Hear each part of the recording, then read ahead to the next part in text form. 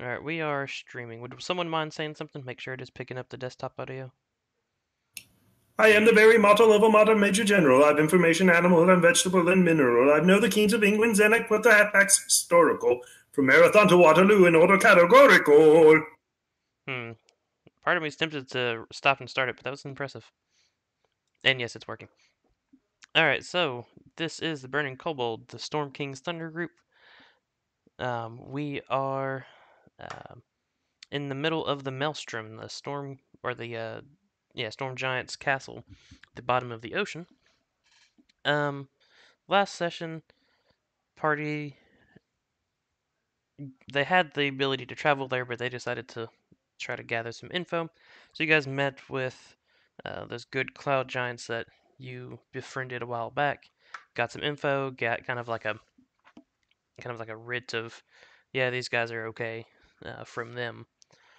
You arrive there, and after following the sounds of some music, found the two older sisters of Sarissa, along with four guests, one different types of giants there visiting. Um, After some time, you guys were offered a place to rest. When you woke up, they told you you could, have your meeting and were ambushed. Someone mentioned the Oracle, and so I believe it's the Stone Giant uh, emissary there decided to back down. He fervently believes if you say the Allfather said that you guys needed to come here, he's not going to stop you. And eventually, through some acts from your lovely paladin buddy, um, got an audience with Sarissa, where you ousted the ancient blue dragon, Imarith. Um, she made one last kind of feeble attempt to attack you guys and then fled. Sarissa's uncle Uther made chase, but unfortunately did not capture her or stop her. Um, After that, you guys mentioned and talked to Sarissa some, and eventually, one thing led to another. You guys resurrected her mother, the queen. Uh, so now Queen Neri is alive, and that is what we'll pick back up.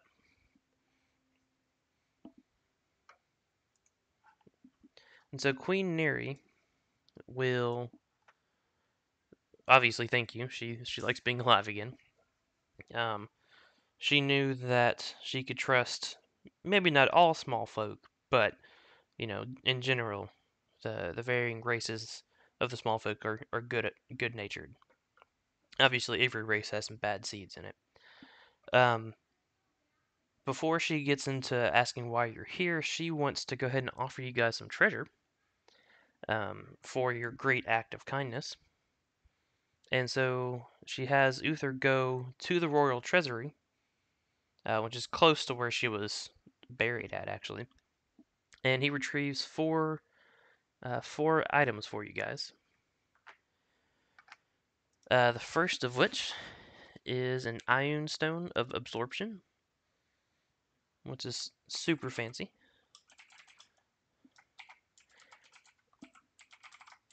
I don't know if I can actually share the item or not. Let's see. You guys see that there in the chat within Fantasy Grounds? My fantasy grounds is locked up. I can't do anything. Yes, I see the little dragon with Iron Stone absorption. Okay. I won't read the whole thing, but long story short, if you can see a creature cast something of 4th level or lower, you can cancel that spell, and you can do 20 levels worth of spells. It does require attunement, and it is a pale lavender ellipsoid. Kind of like the other Iron Stone, it circles your head. The next item is a ring of shooting stars.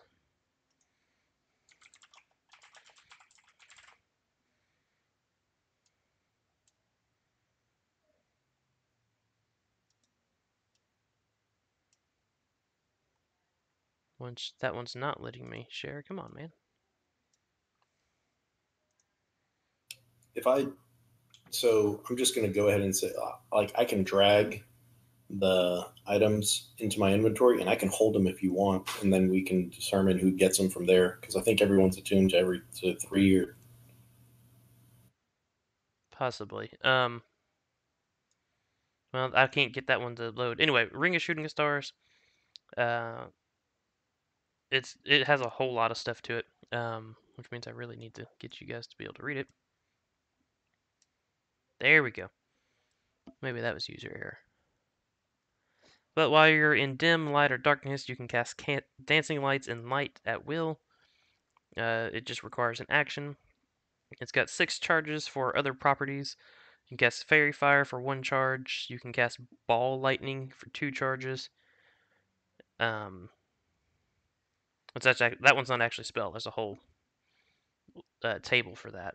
But essentially, you create 1 to 4 3-foot spheres of lightning, and it does damage based on how many spheres you decided to make. And then you can do shooting stars, which you can expend 1 to 3 charges, pretty much to shoot a tiny little meteor at people. The next one is a Staff of Power. Very powerful castery type item. +2, +2 quarterstaff. Plus, while you hold it, you have +2 to your AC, your saving throws, and your spell attack rolls. And then 20 charges. What was that? I take that one. Yeah, go for it. And it has all kinds of awesome stuff attached to it. And last but not least, a Frostbrand.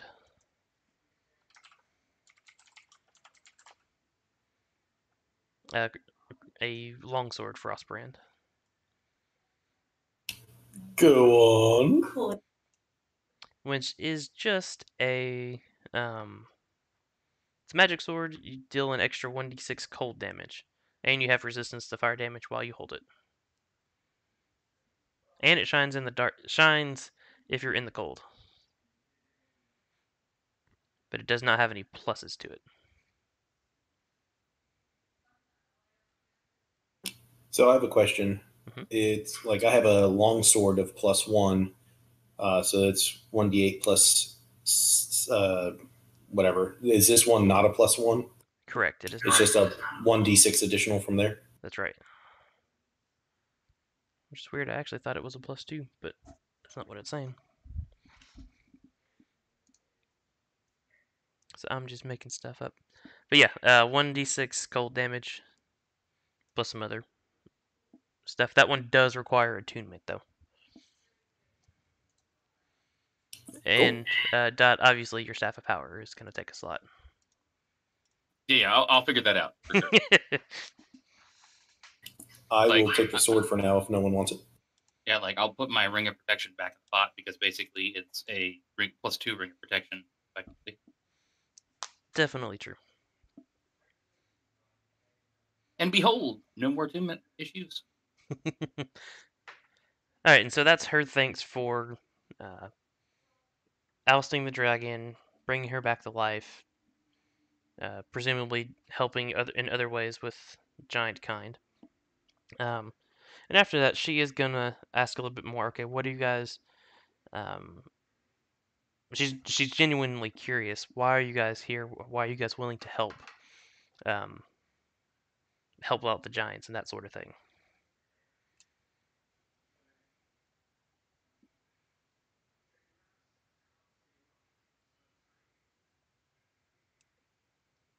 There must be order. To that, she definitely agrees. This whole massive pile of chaos that's going on is crazy. She's not. It started before they killed her. She has been gone. She has been dead for a good bit of a lot of that chaos, but it started beforehand. That's actually one of the reasons she was going to visit the small folk, was to kind of discuss some of what's going on and warn them a little bit when she was murdered. at that, after Queen Neri mentions that, Sarissa actually speaks up and says, well, you guys mentioned the office. I had a clue. I haven't shown this to anyone, even my Uncle Uther, but I found this.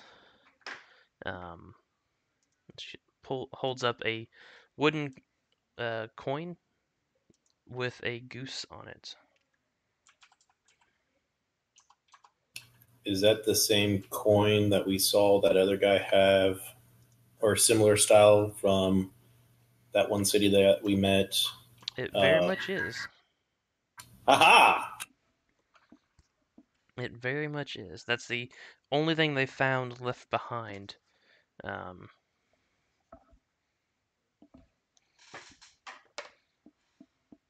when they discovered Queen Neri's body.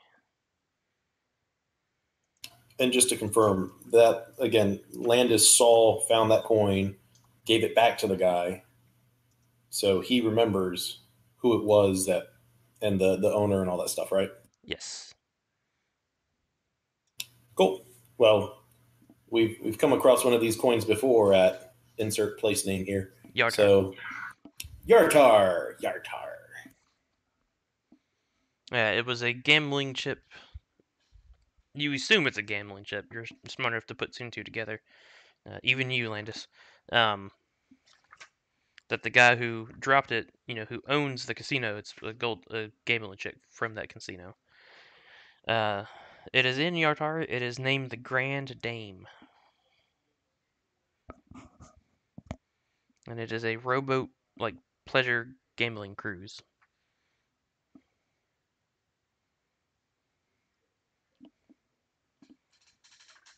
And so Queen Neri is intrigued that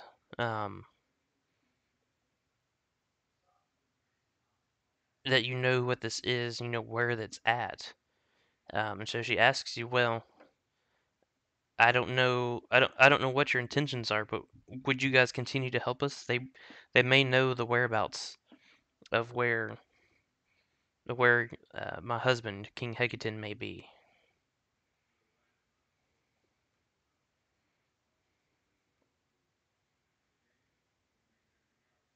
Are we still unarmed and unarmored right now? Yes, you are. Well, you could have gotten your stuff, because it took some time to.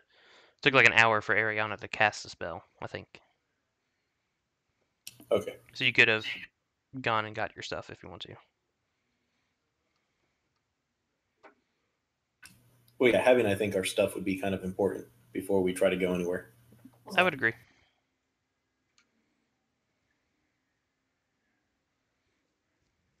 So apparently, I can't claim staff power. What now? I was trying to drag the item off the list of items. Maybe I'm in the wrong place. Now the program is steady.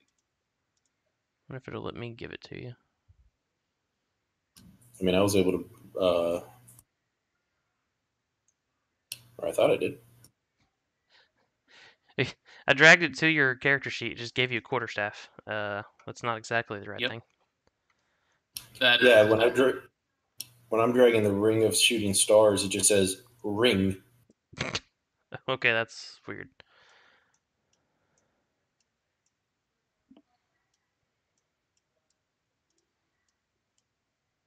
That makes no sense.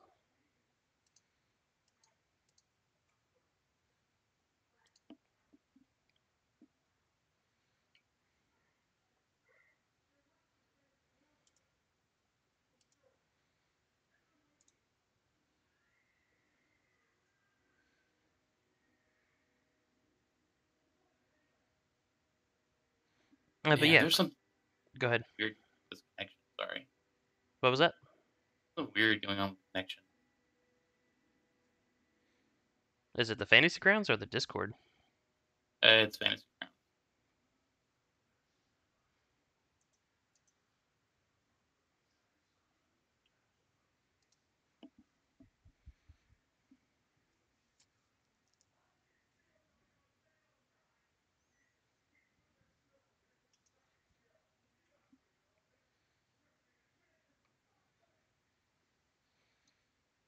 But yeah, Queen Neri, she asks what you know about this place. What do you know about this man?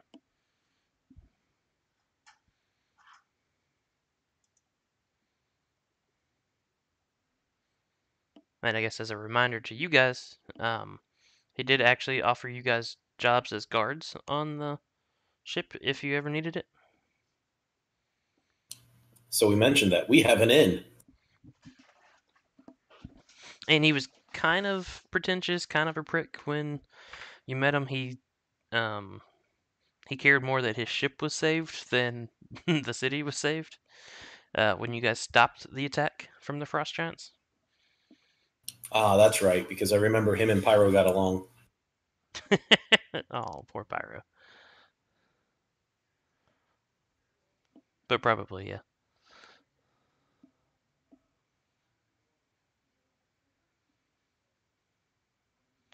So, did you tell her any of that? Yes. Specifically about Pyro being a prick. No, but maybe not here. Maybe not. now the one thing I do want to make sure of is that crap. What is his name? Oh, that guy. Yeah, the giant that we left behind to die. Harshnag. Yeah, I want to make sure that we can communicate with Harshnag and the Count and Countess to make sure that they were able to find him and everything's okay. Well, it's been I think a day since you saw them last, and it was gonna take them like 3 to get there. So you can certainly contact them, but I doubt they've found him yet. Fine.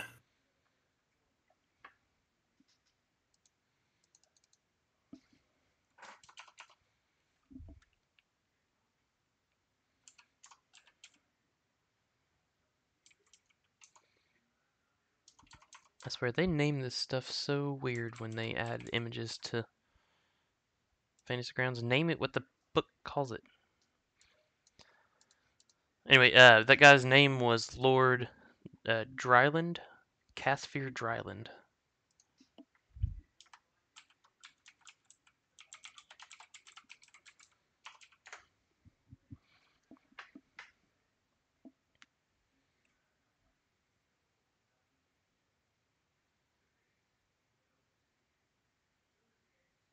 I don't think any of us took a beating during that last combat.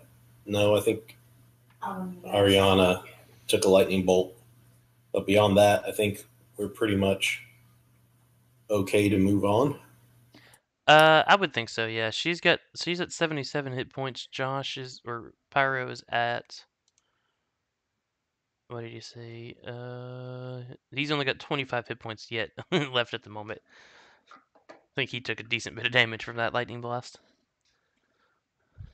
The beauty of having not been involved in that combat is I'm good to go. Well spoken. Well spoken. Um. Well, Sarissa asks or mentions, we have a fancy pants meditation chamber that also doubles as a I can teleport you out of there kind of place. It takes me about an hour to get in, attune to it, meditate. So you guys can rest for an hour. But I do want to ask. Okay, so what's our game plan? Are you guys gonna go and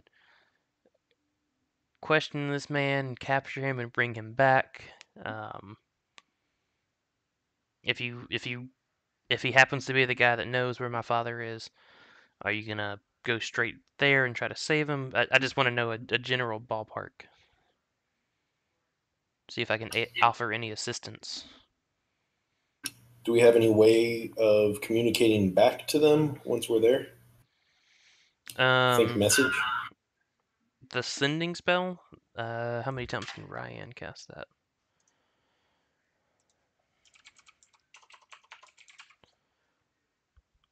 It is a 3rd level spell. She has so many spell slots.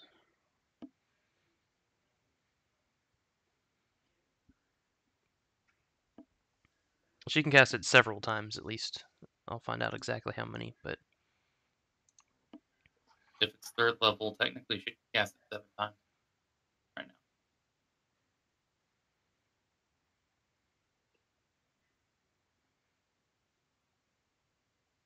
so yeah, you guys can definitely send back. Yeah, 7 times. So yeah, you're good there. Okay. I think the idea that I would say we should do is don't go in and just start questioning. Go in, kind of get a lay of the land, and then see what we can find. And then if opportunity opens, start poking around or questioning from there. But it wouldn't be a 1 day thing. It might take a couple of days. Okay. Maybe work a couple of days and try to find out some stuff that way. Is that what you're thinking? That's my thought. I don't know if anyone else has any ideas.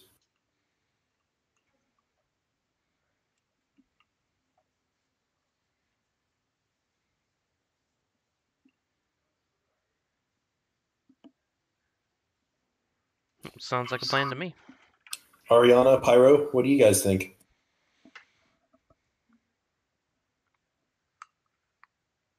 Wow.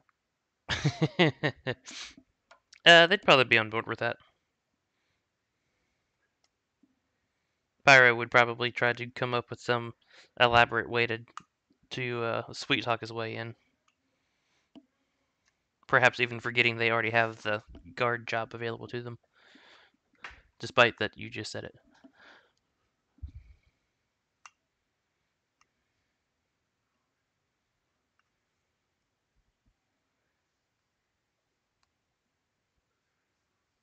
Well, that sounds like a plan to me. Um, you guys want to do anything else while you're here before, in like the hour you have to take a short rest before she sends you off? Um, how difficult would it be for me to look around in the wreckage to see if I could find a Holy Avenger? Well, it's all underwater, and you'll take like 2 or 3 d6 a minute, and you have to hold your breath. So yeah, go look. Go look. I have to have my one every time, so Yeah, I know. I know.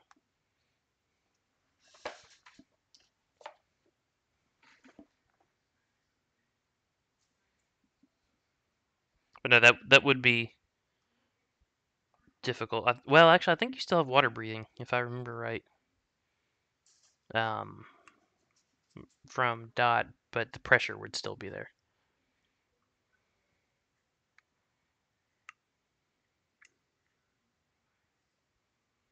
But pretty much that royal treasury that they just opened up and gave to you is all the fancy stuff that's left after a lot of the wreckage.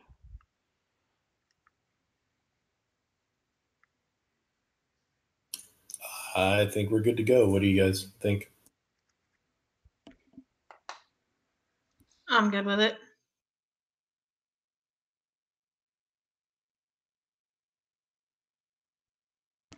Any objections, Dot? Nope. Alrighty, so you guys spend some time chit-chatting with Queen Neri while um, Sarissa gets the teleportation chamber ready. Or at least you have the opportunity if you would like to talk to her. She's rather fond of small folk, so she she just enjoys just a nice little conversation if you guys are willing, But of course, and offers you refreshments if you guys like any fresh seafood.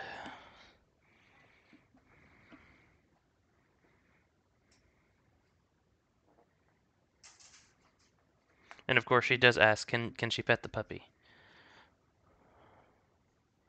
Of course.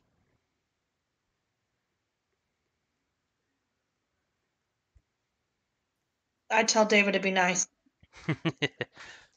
And she enjoys playing with the wolf. They don't have a whole lot of pets like that down here. They're all fish and whales and that sort of thing. I'm sure if you fed him a fish, he'd be your friend forever. She feeds him a fish. The real question: does Dot get jealous of the queen? No, he's 8 times taller than I am.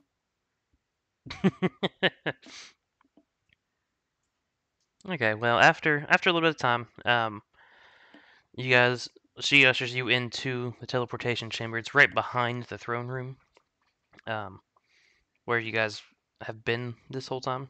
So she walks you in there, asks you to kind of describe the place a little bit. Actually, let me rephrase that.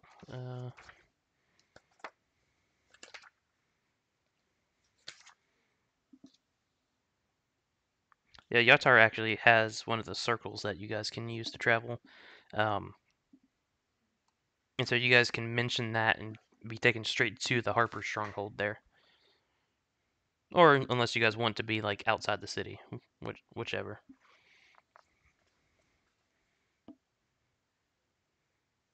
I mean, I don't think there's any issues with us just going in. Shouldn't be.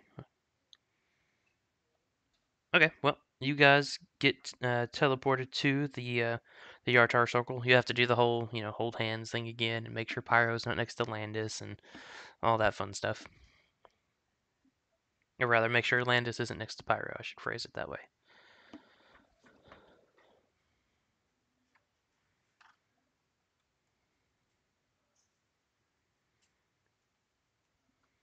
Um, do we want to try restarting like my fantasy grounds? Would that help any? I think ours is working fine. Last time we played, I had an issue where I had to clear the entire download and download it again, which took a while, which I don't know if I want to recommend right now. I can't really do anything because every 5 seconds locks up happens. So I can't see stuff being displayed, and I can listen, but If you open up your task manager, do you see a bunch of disk or network traffic going through on that on Fantasy Grounds itself?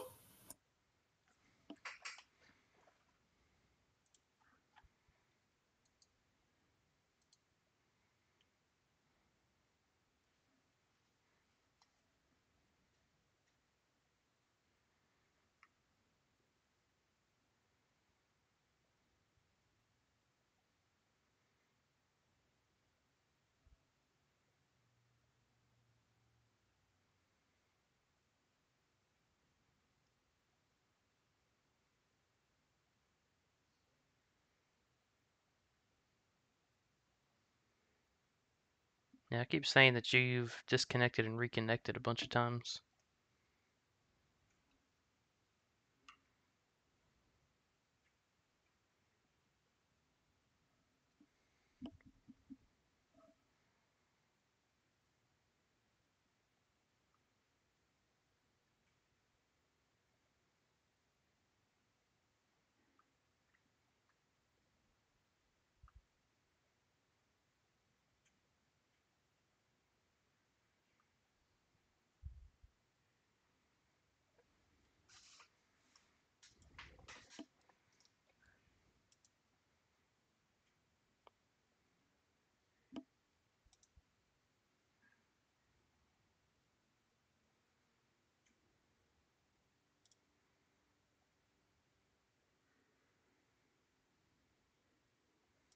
Hey, I'm gonna hop out of voice chat for a second. Alex, I'm gonna call you through Discord. I think I can share my screen that way if we can't get Martin to see the screen. You mind trying that with me? Sure.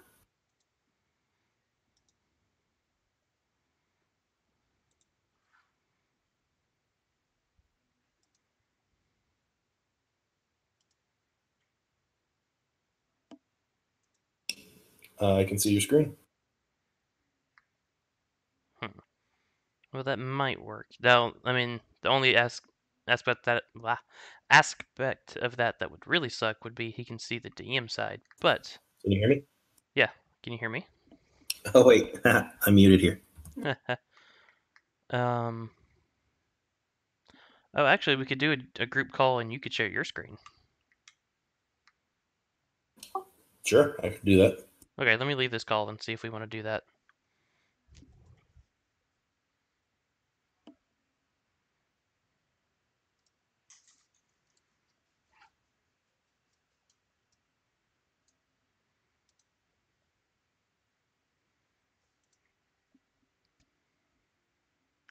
Okay, yeah, it looks like if we do a group call, Alex can actually just share his screen so you can see his fantasy grounds at least.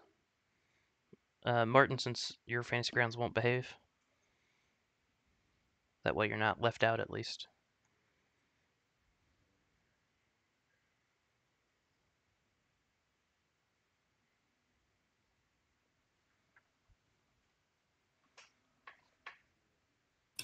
Let me just double check my desktop settings to make sure.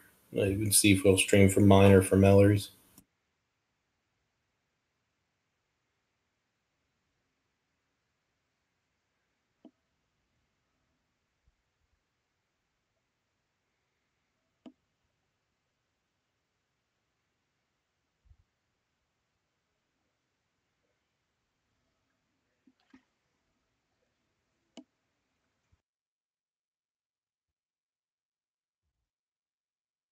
Yeah, it's going to be 1366 by 768 on this laptop because it's not the fanciest, but that's fine. I don't think it's going to be a problem.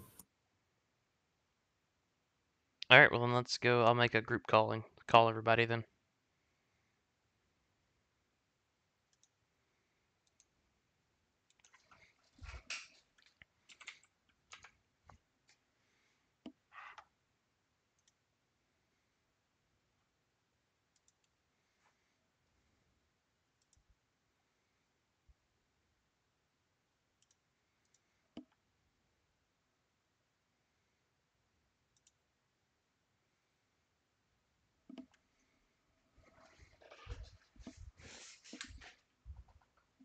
Martin said that he'd rather not do that.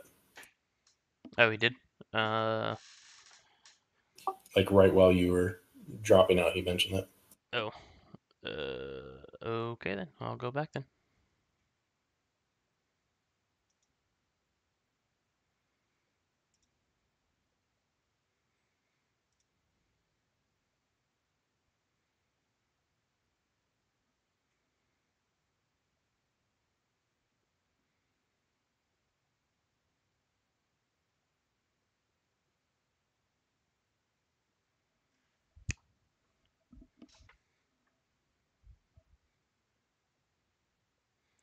All right, so are you okay, Martin, just not being able to see the screens and stuff? No, I'm not okay with it. I want fantasy grounds to work. If it doesn't, I'm done.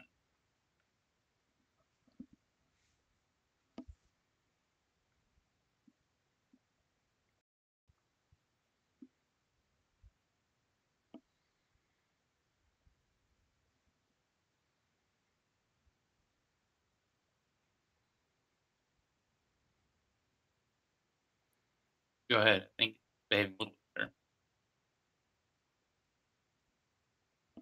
better. Did you check to see if it's getting network and disk traffic while it's open?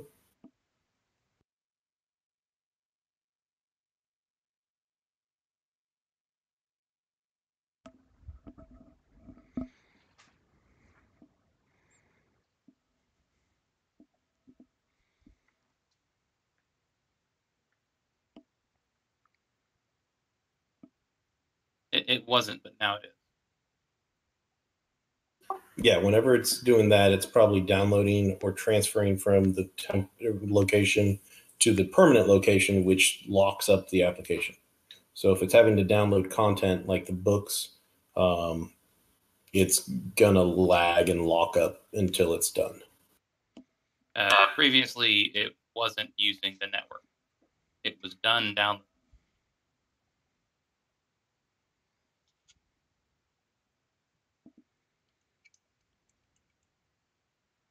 So I blew up the cache and re-downloaded it. Okay, sounds like we're good then. We just need to get Mallory back in here.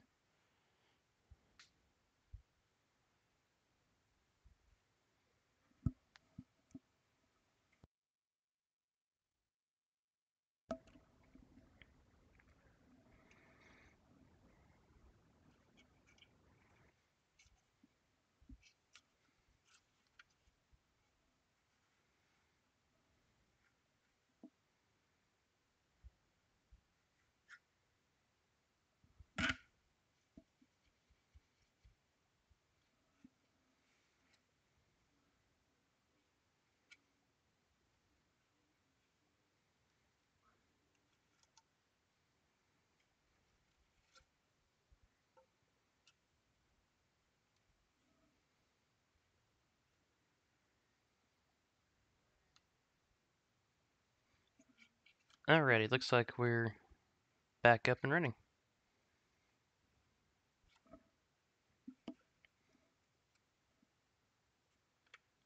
To Yartar. Alrighty, so you guys are in Yartar.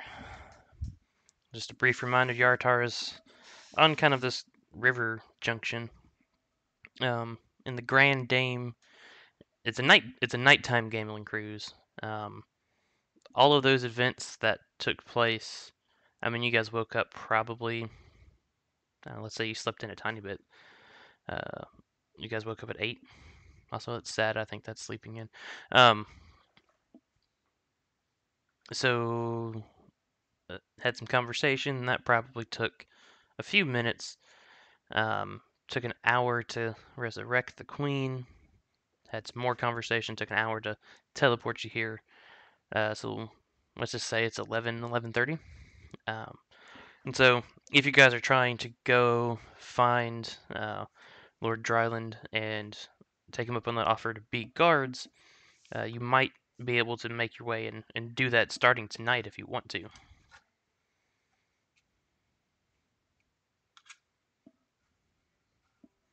I don't know if you guys wanted to lay low some and just gather some information from the town, or go ahead and try to get on board right away. So it's around noonish. We're just getting into town. I would say we kind of, because we didn't spend much time in the big town. We like in the Citadel. Was that what it was called? Well, they had. Let me get to that page in my book 1 second.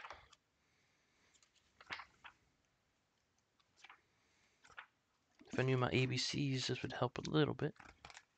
A, B, C, D. Y is in the middle. It's in the middle. Thanks. Glad to help. All right, so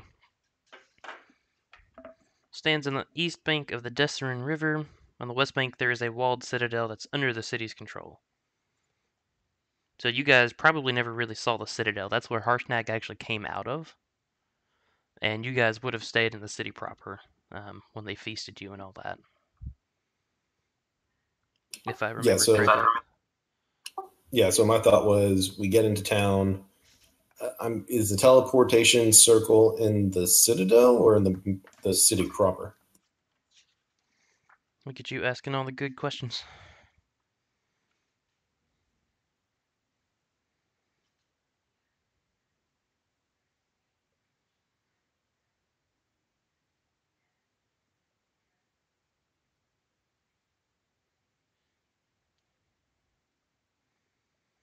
No, it's in the city. It is in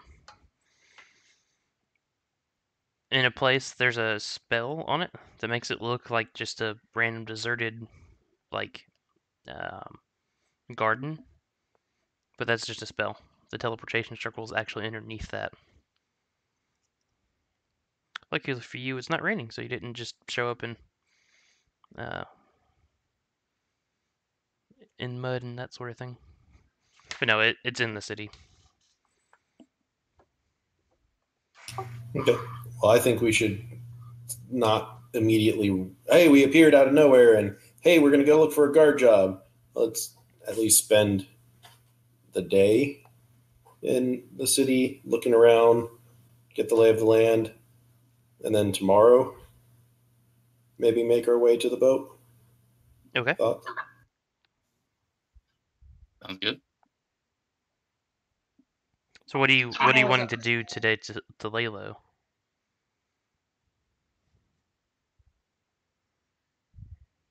Let's go shopping. Yay, shopping.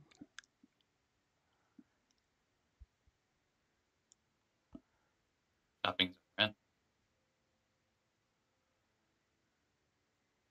I didn't catch that. What'd you say? Shopping is our friend. It can be. Or it can be sudden death. You never know. Now, what would you be looking for?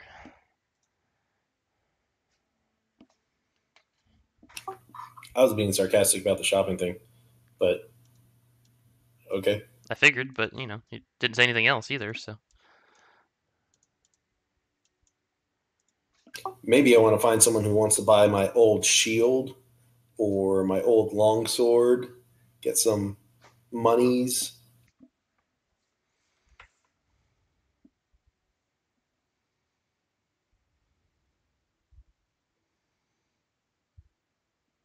Okay, that's 5 gold pieces. You make a total. The 5 for the shield, 7 for the sword. For a magical +1 sword? Oh, you're gonna get rid of a +1 sword?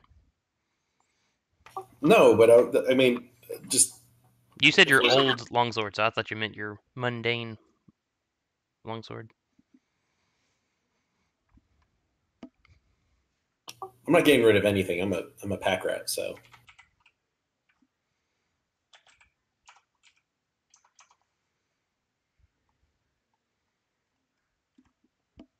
Okay, so you guys just gonna spend the day at the tavern? I think so. Sounds good. Okay. I would entertain. What does that do? Okay. Make a performance check for me, there, Dot.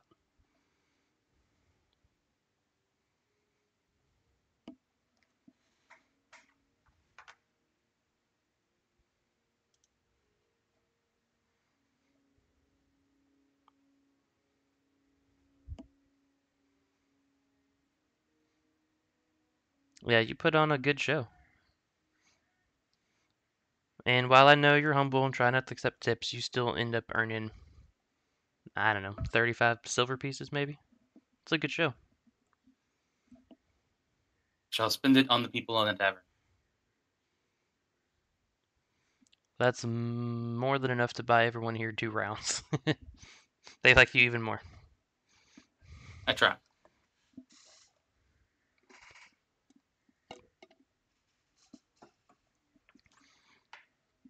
Alrighty. Real question is, does anyone recognize you? Are you guys trying to hide who you are? Do you guys care if they notice that you're the heroes that came back? no. I mean, we just came back. I mean, it would have been odd if we just came back, entered the town, and ran to the casino looking for a job right away. That at least that's what I would think. So try to be inconspicuous, but not appear to be inconspicuous. Just act normal, guys. Just be normal. We're trying not to be shady in our attempt to be inconspicuous. Yeah. Very fine line. Alright, so you guys did get noticed. And so the water baroness, Nestra Ruthiel, comes in, and Lord Drayland is with her. They both heard that you guys were in town, and they wanted to come and see if they could buy you around, and just thank you again for the service you've done, and ask if there's anything here they can do for you while you guys are in town visiting.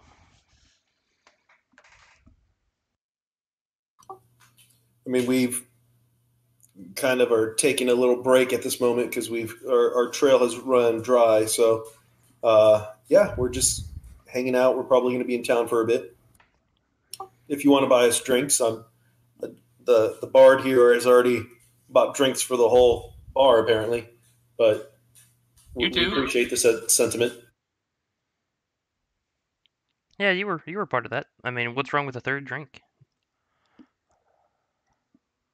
I'm not marrying. Jeez. Oh, my bad.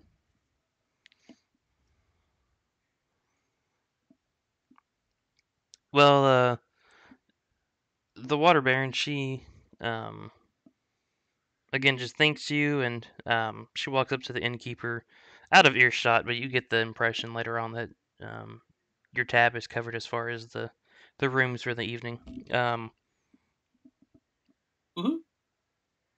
Again, just being thankful, you know, the damage you guys stopped from happening. Um, they're very thankful. Same with I believe his name. I named him Dart, the commander of the archers that helped out as well. Um, he's kind of something of a folk legend here now. He's got his own song, that sort of thing. Cool. And Lord Dryland asked, hey, if you guys want to come gamble, or if you guys have some downtime, nothing else to do, come see me. Put you guys to work. I've seen you in action. I know my boat will be safe. We might have to take you up on that offer if we have time. Okay, sounds good. During the day, I'm located at, he names random place in town. Just come see me. And he kind of bows and, takes his leave. So does the Water Baron. They don't stick around for a whole lot, but they wanted to come say thanks. Aw. We get recognition. It's great not being murder hobos. People don't try to kill us when they recognize us. Yay!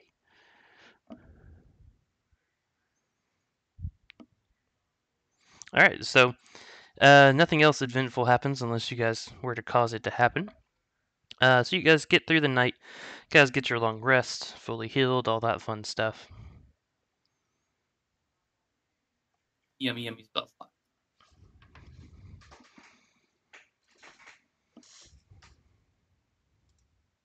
And so now it's morning. You guys have a nice breakfast. It was also part of the already paid for thing that the Water Baron did for you. So at this point, you have most of a day to kill. What do you guys want to do?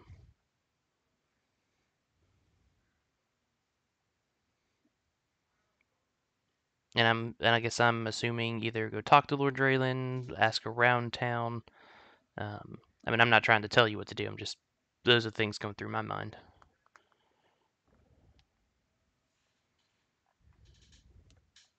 I mean, we're just gonna go ask Draylen for a job at some point. Because we're going to investigate on the boat, see if we can find out anything. That was the gist of what I understood. Okay. For what it's worth, it looks like Mallory may be muted if she's trying to say anything.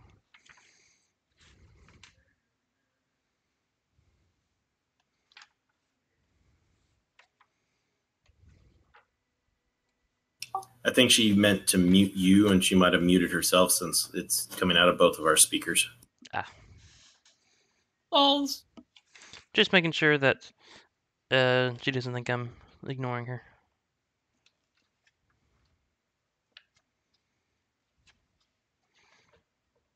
Yeah, so many pages in the book. Alright, so you guys meander on over to the estate where Lord Dryland resides during the day.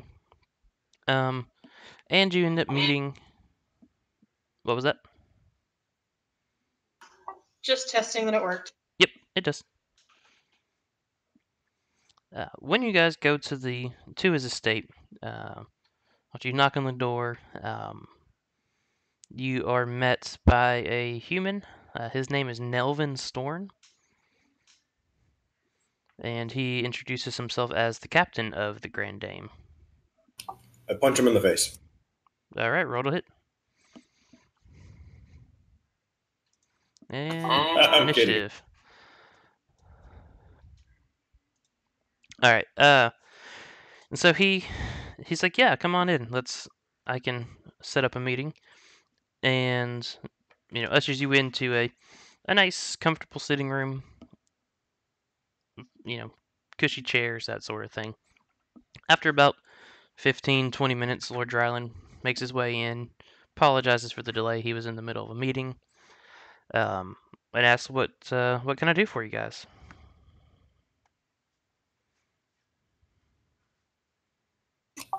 I think we probably want to maybe spend a day at the casino.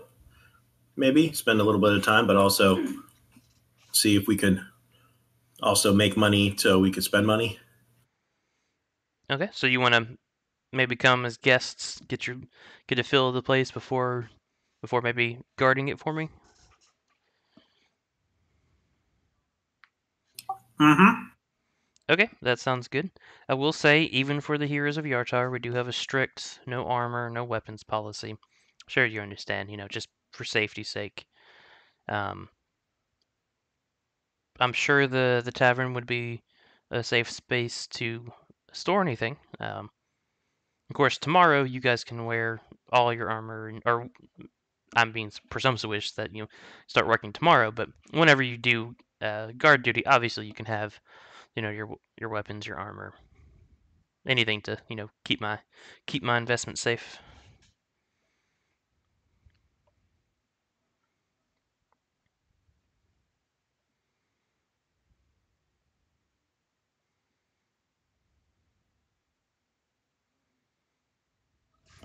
Sorry, stuffing my face at the same time. How long have you had this lovely establishment? Oh, for quite a while now. Oh, how long's it been? Hey Nelvin, how long has it been? About 9, 10 years now. Yeah, boss, something like that.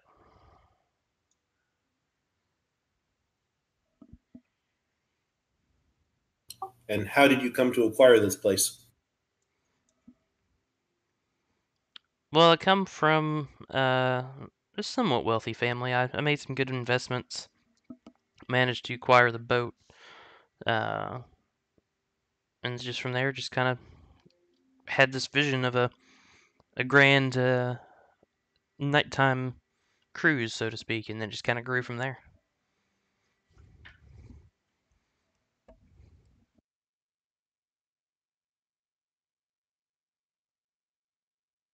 So, nighttime cruise, does that mean the boat is docked throughout the day and then goes out at night, or what does that look like? Yeah, about 5 p.m. is when we typically set sail. We serve dinner, open up the games, let the people play. Of course, we don't really dabble a whole lot in. You pay up front, you get a certain amount of uh, chips. You earn and lose chips throughout the time, and then you get cashed out on your way out.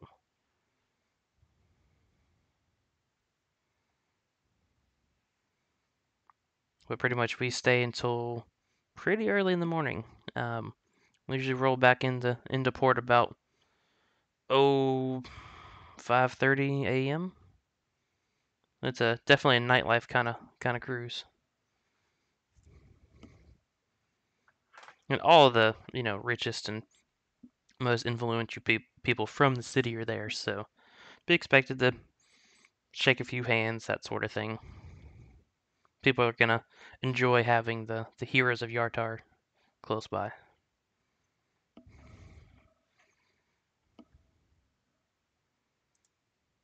So, what time of day is it? It's in the morning right now, right? So, we have to wait until like 5 before we can actually. Something like that, yeah. And he says, "Yeah, meet at the docks. I'll walk you through personally, give you a brief little tour. And again, no weapons, no armor. The guards will have us well taken care of. Not as well taken care of as you guys will do for us, but still, we've never had an incident aboard the ship, and we'd like to keep it that way. Well, unless you count that one time the cook set the place on fire temporarily, but we don't like to talk about that." Note to self: eat at the tavern before coming tonight. It was like 3 or 4 years ago. That he's obviously been fired.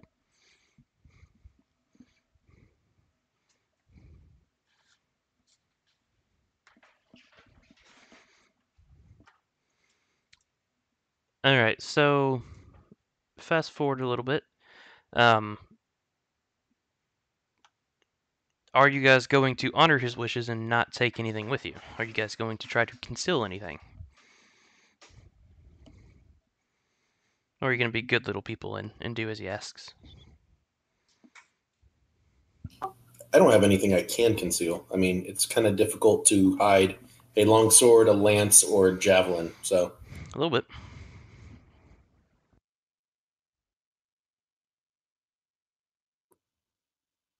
I am not interested in disarming entirely, so I may try to conceal my dagger. So. Okay. Okay. Um. And one thing I should have said before you left his presence. Deva is welcome. Normally, we don't let animals aboard, but Deva's just as famous as you guys. He helped, protect the city just as well. Um, so he's more than welcome. He'll be an honored guest. I think he's the one who kept knocking down that giant over and over and over again. Yeah, I think so. That's why he's the honored guest. Um, okay, as far as concealing, I need you to make a deception check for me, and kind of explain. I guess I don't really know what your character wears, but just make the check, and if you want to, go into a little detail like where you're hiding it. I guess like, do you have like a sheath kind of thing underneath the sock, sort of thing, or what have you?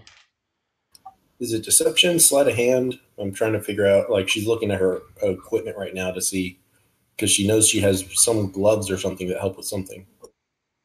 Uh, yeah, the gloves of thievery. Let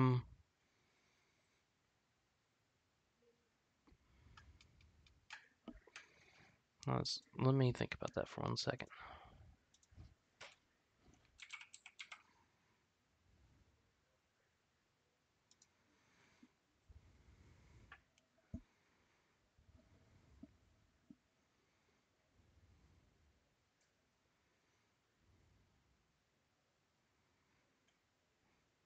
Um, tell you what, let's do a dexterity deception check,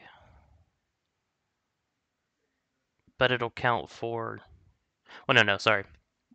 Let's do just a regular deception check, but I'll go ahead and give you that bonus because it's a little bit of sleight of hand, a little bit of, it's one part you've got the clipboard and the hard hat, one part you got to have the straight face and act like you know where you're going. Is kind of how I'm picturing the deception here. So I'll give you the +5 bonus, but it's still going to be based off charisma.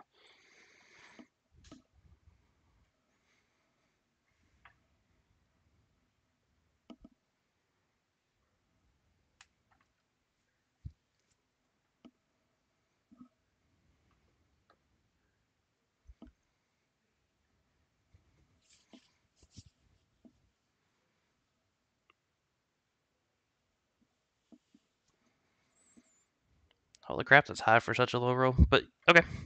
Um, and that will be contested throughout passive perceptions, kind of throughout the night. I won't constantly do it, but the first time you meet anyone that would care. So let's keep that number in mind. That's a pretty good roll. Anyone else? I think that you'd probably be the same thing. Hard to hide a staff of power on your petite frame. Not my dude. I'm a bard. Technically, he didn't say no instruments, so.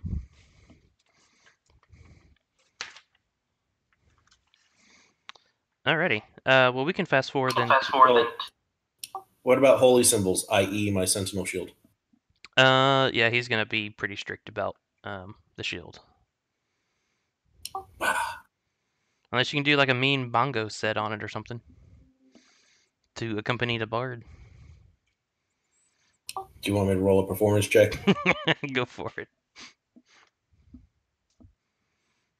Damn it. Not terrible, but You can attempt it. We'll see.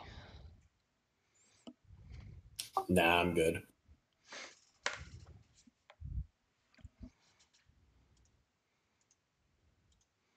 All right, let me pull up a thing or two here.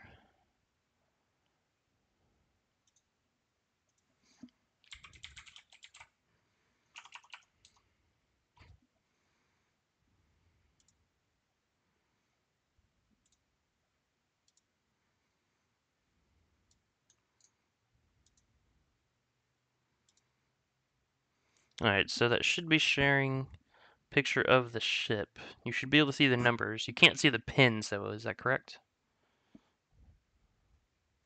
No pins on mine, just numbers. Okay, good.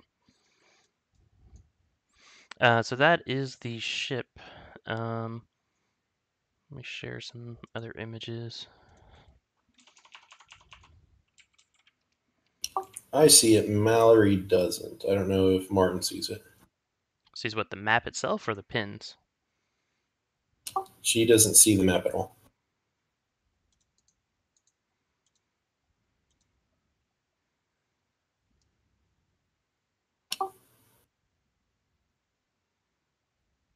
And I just closed it. Good job, Alex. Okay, it looks like Martin was disconnected again from Fantasy Grounds.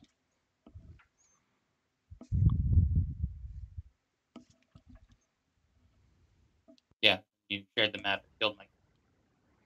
Lovely. Yeah, it's probably downloading the book for that right now for you guys. Lovely.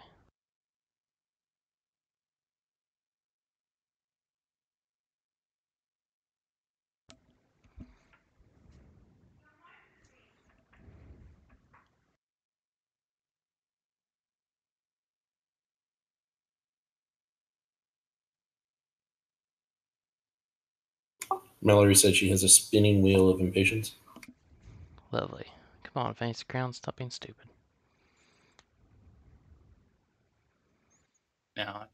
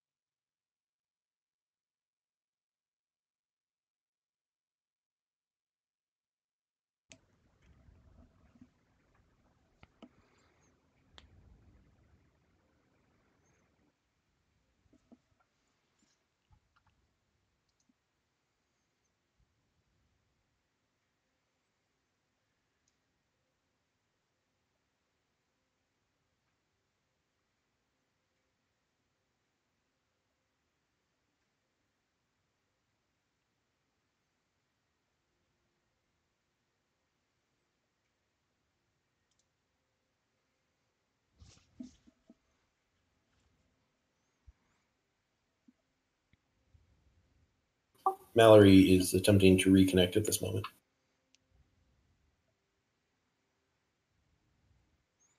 Man, it does not want to behave at all tonight.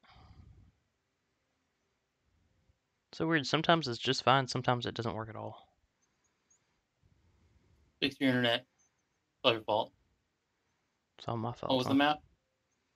Grand Dame DM with dashes in between instead of spaces. Up now. And yes, I see numbers and no.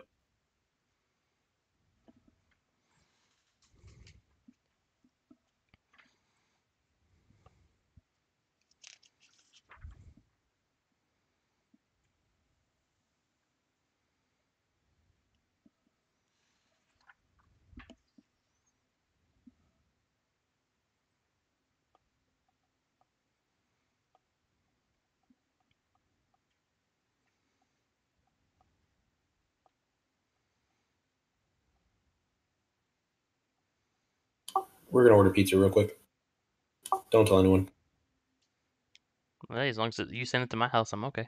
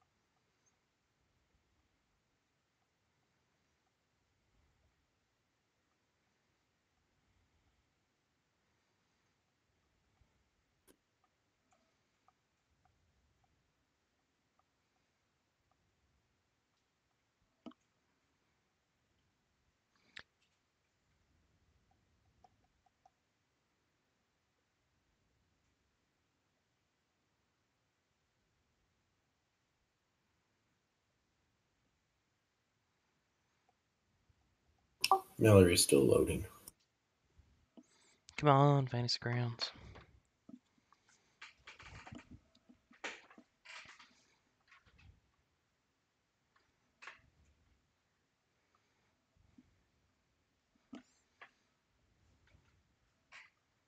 Just testing out this roll to see.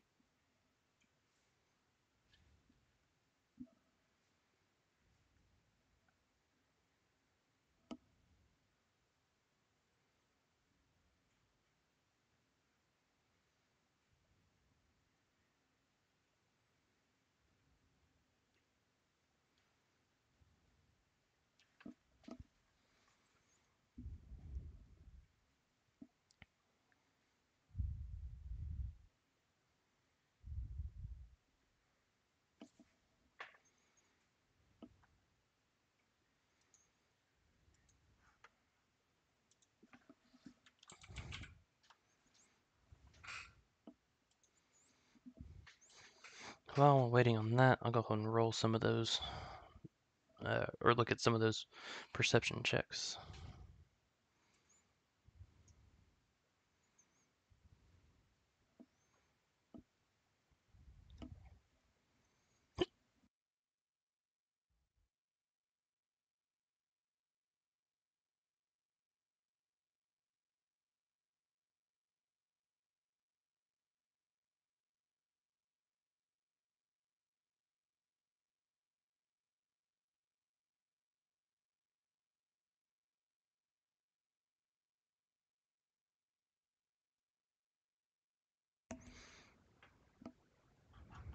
Wow, David can talk and has a good sense of humor.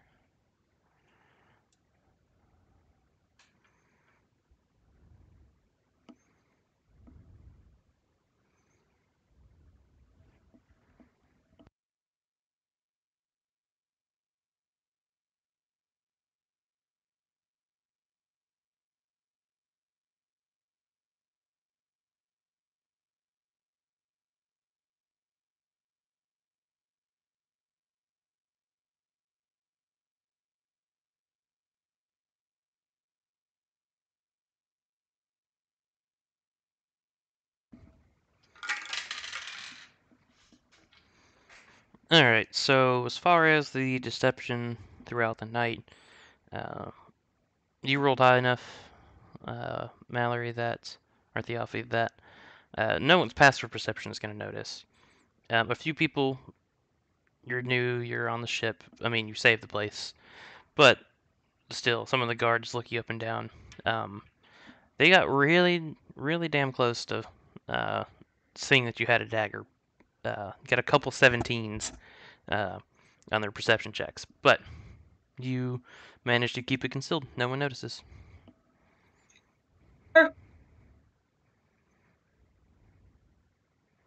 So spoilers throughout the night. No one knows. Unless, of course, you actually whip it out, then everyone knows. But That's what normally happens. That's what got Kevin Spacey in trouble. whipping out a That dagger. and Louis C.K.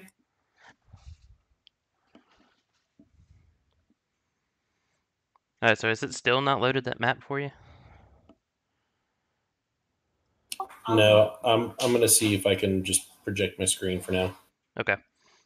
Essentially, it's a small-ish boat. 40 by 1, 2, 3, 4, 5, 6, 7, 8. 40 by 100 feet, 3 decks kind of thing.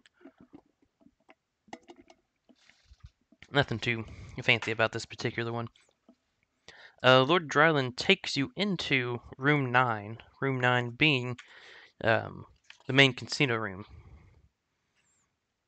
It's a large cabin. It's been transformed into the gambling hall. The centerpiece is a gold-plated wooden sculpture of a goose, matching the insignia on the chip.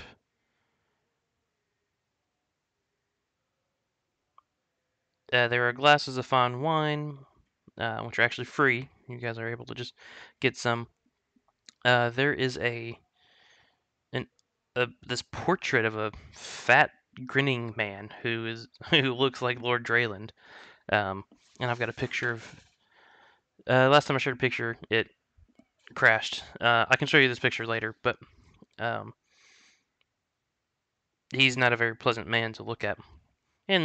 But of course he's narcissistic. He has a giant portrait of himself up there.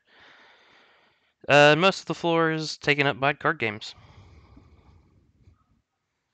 And they've got, it points out that all of the dealers are attractive. No ugly people here.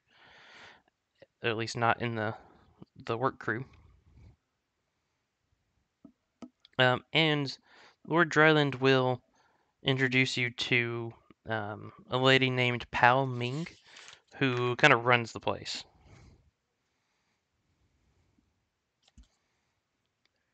She's the one that changes out money for chips and that sort of stuff, and just generally keeps it going. She's kind of the GM, so to speak, the general manager of the place. And I've got a picture of her too, and she looks like a really ugly man. So go figure. Even though they're all supposed to be attractive, each to his own, I guess. And he shows you around a little bit. Like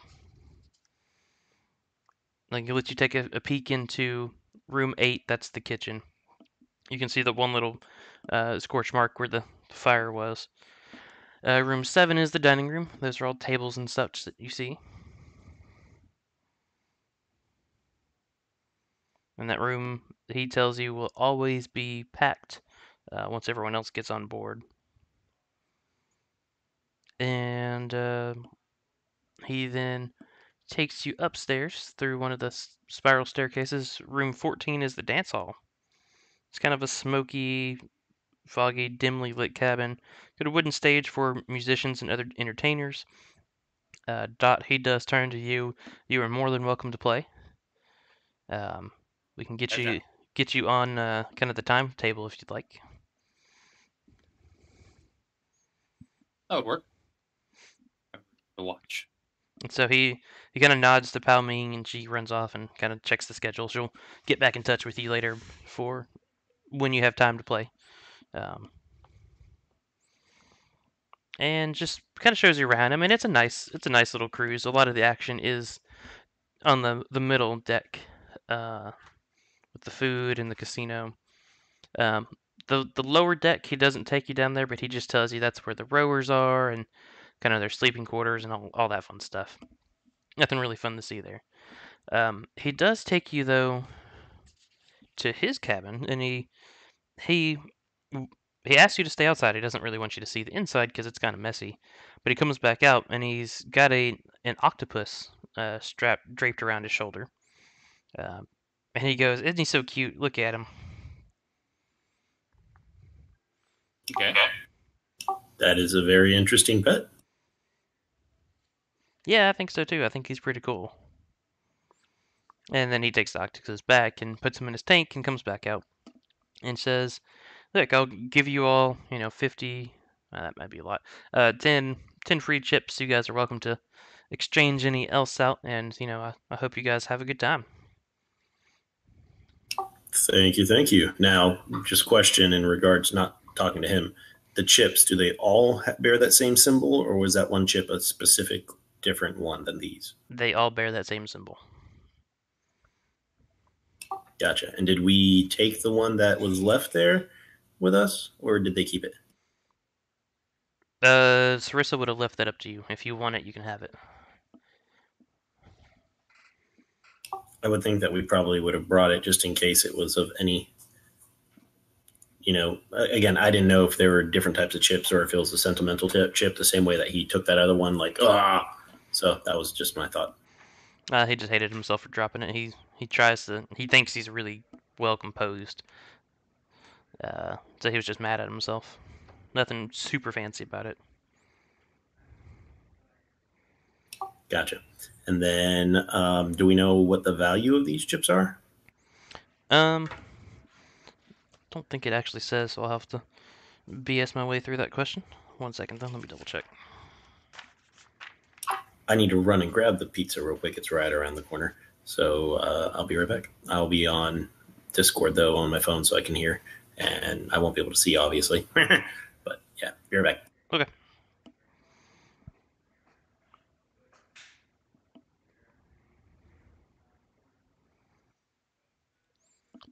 No, it doesn't actually give an actual answer, so I will, I'm just gonna go, it's 2 gold pieces a chip. 100 platinum each. Nice try. Yeah, I'll go with maybe 2 gold pieces worth. He does tend to only let, like, the high and fancy aristocrats and that sort of stuff come. It's not a place poor people are gonna come gamble.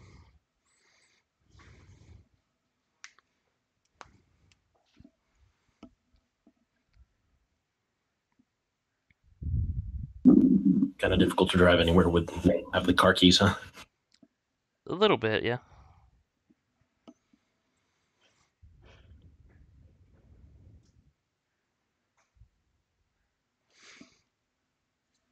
So by the time Lord Dryland finishes his brief little tour and showing off his octopus, the other guests start arriving, and so he bids you have fun. He'll be here and there from time to time. Might check in and see how you're doing. About this time, Pao Ming, the GM lady, does come and say, "Hey, got a prime spot for you. About 8 o'clock, people are having dinner. Good time for a show."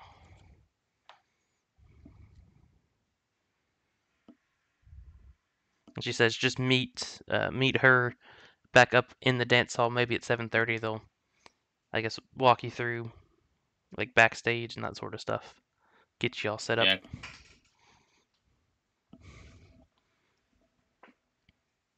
But other than that, there are something like,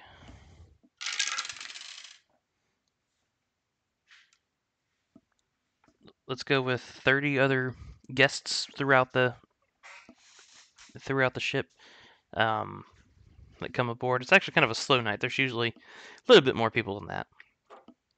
But they all, of course, kind of like they warned you, want to shake your hand, want to thank you. A few of them hand you a couple extra chips throughout the night. So I guess the total, he gave you 10. Let's just say you have 13 apiece throughout the night to play with if you so choose.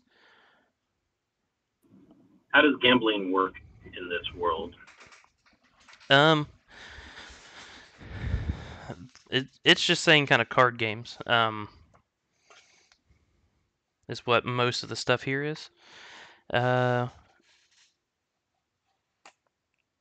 I'm gonna go with. I kind of wish I just knew where an actual deck of cards was. I could tell you what you got in blackjack. um, but this is a game where we roll dice. We'll roll dice. We'll do like deception checks if you're bluffing, persuasion checks if you're not gonna bluff.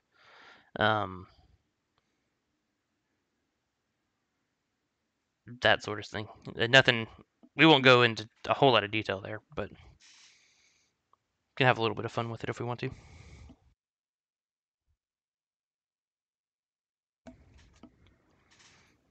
I just want to walk away with all the house money. That's all. All the house money. Wow. I'm that good of a bluffer, supposedly, Supposedly. or BSer, one of the two. I think maybe more the second one.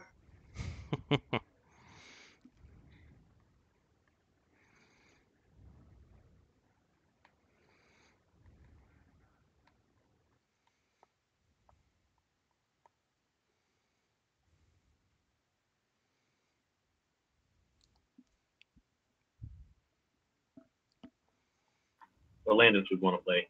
I just don't know where and how. So Okay. remote. Let's just do like a contested charisma check between you and the dealer. What I'll So, what all charisma stuff are you proficient with? Most of them.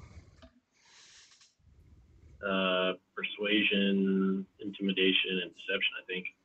Okay. Mallory can see my character sheet right there.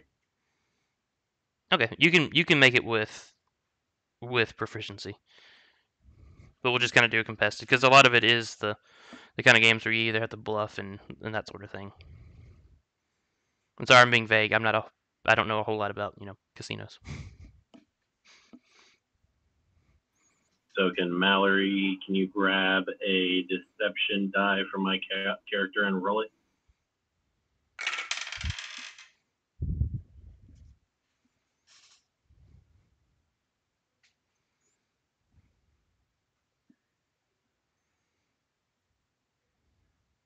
Also, how many of your 13 chips are you trying to bet on this particular game?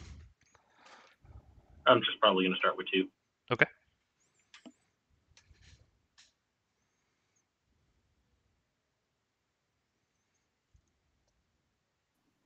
I don't know if Mallory rolled or not, but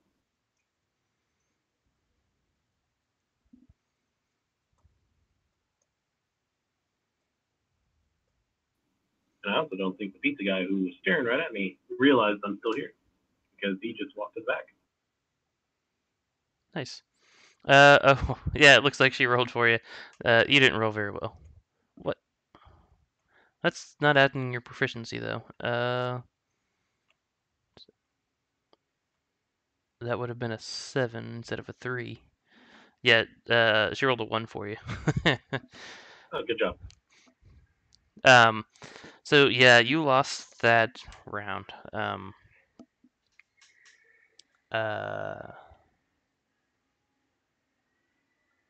Yeah, this is why you don't let another man blow on your dice.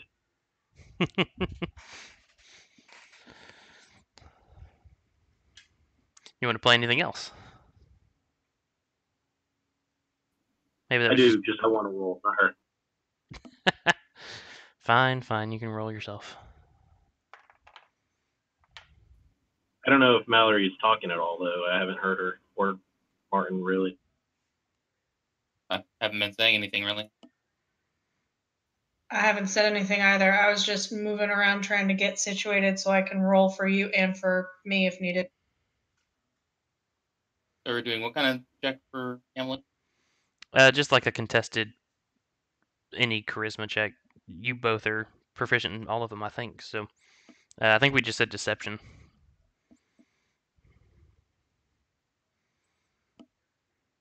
You gonna try your hand at the tables?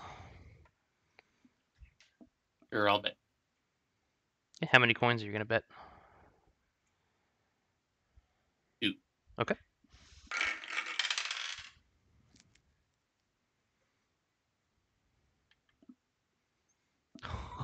Holy crap. Yeah, you win.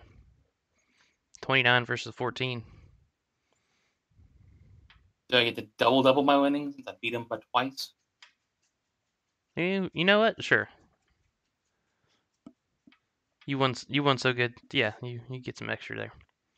You want to go again? No, Double or I'll nothing. I'll take my coin. Okay. I have a set to get. Oh, that's true. You do. Theophany, do you want to do anything? Sure, why not? Okay. How many coins do you want to bet? We said we have how many? 13? Yeah. I'll do 5. Okay.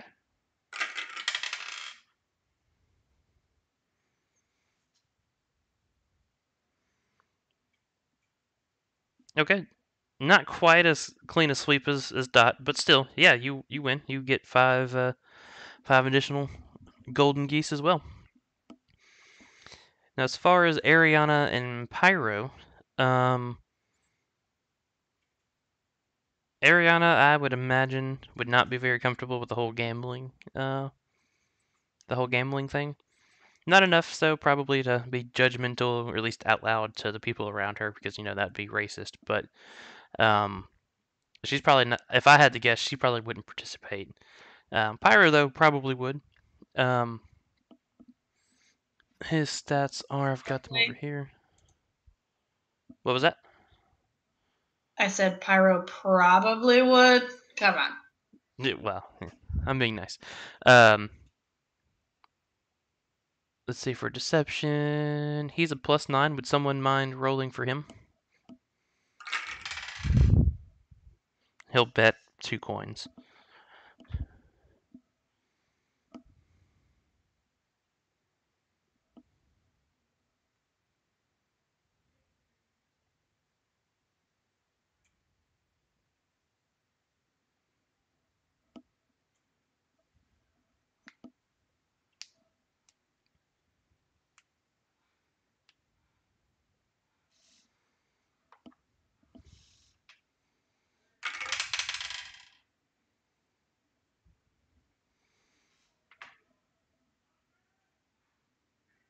Okay, well, I went ahead and rolled. He he got a 19 versus a 16, so he wins back his 2 coins. Looks like we lost Alex. He must be arguing with the pizza guy. He just pulled back up to the house. He's getting reset up. Gotcha. He can roll his here in a bit. Dot. Let's go ahead and do your performance check. See how well you do in front of this crowd. You're are you a noble? Was that your background? Yes, indeed I am. Okay. Do so with advantage then. You know what nobles like. I also know what nobles are like. Well, that's true too. While he's doing that, so could I go again? Except instead of being like deception based, can I do like either like perception to see what the like how the guy's feeling, insight, knowing what the cards are like, or persuasion? Let me think about that. Let him finish, and then I'll think about that. Cool. Oh, that's right. I can see your rolls. Holy crap. Martin, you put on a hell of a show. They all really like it. You cater towards this fancy pants crowd, and again, you make a lot of tips. You get let's just roll.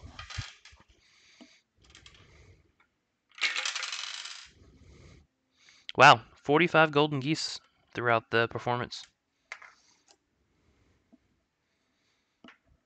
People really enjoyed the show. Thank you, Fifth Element. Thank you. I'm waiting for somebody to bust in the door with a parachute now. All right, so what are you trying to do? You're trying to see if the cards are lying to you, Alex? No, like you could like see, you know, if it's a card game, you can kind of remember what the cards are or read. Yeah, card counting kind of, which is not illegal. Let's just clarify that.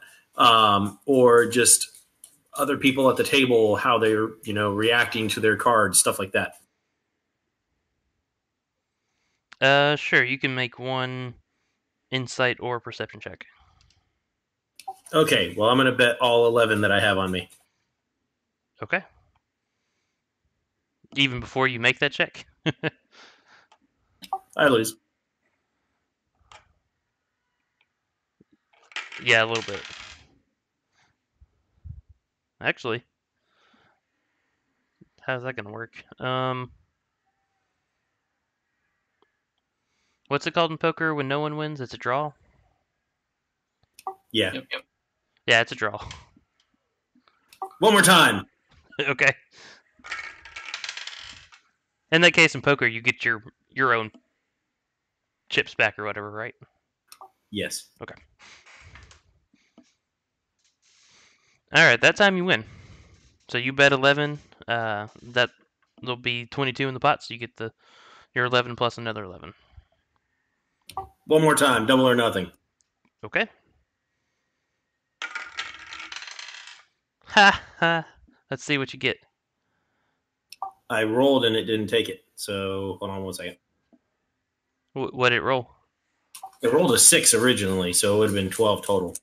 I rolled a 19 on the dice, so 21. You suck. So yeah, you just lost a lot of.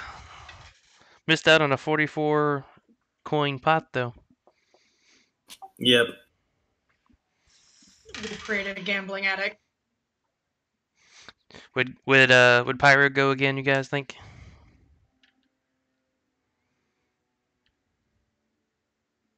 Yes, and while he's going, I reach for Theophi's dagger and throw that on the table. I want to keep going. I'm kidding. Okay. To be clear, if he does that, I'm grabbing the dagger and stabbing him with it. He's got a knife.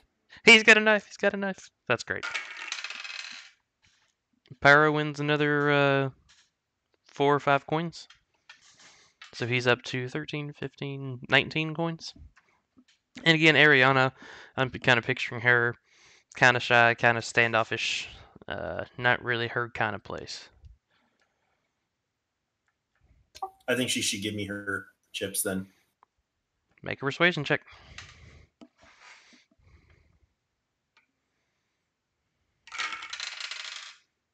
And you succeed, so don't even bother. Oh, you already did. Yeah, you succeed. Yay! Put it all on the table again. All 13 of hers. Or all of Yep. yours. Okay, go for it.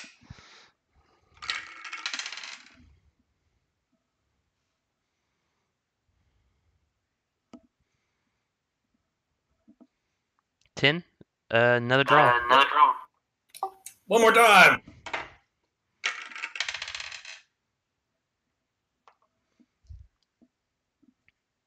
These dice hate me. Well, not too much. You won. I rolled a 2. Woohoo! 26. Go again. Damn it, dice. It's another 2. So that was 26. Now you're at 52.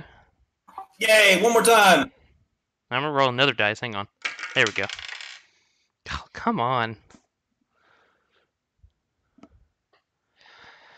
You have 104 coins. Woohoo! I walk away. Good. All right.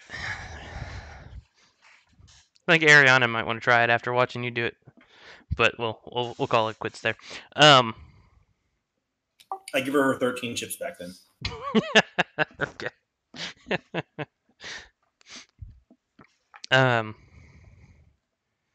So Palming kind of walks up and goes, "So, you either have really good or really crappy luck. There's no in between for you, is there?" I was just getting warmed up, that's all. Ah, okay.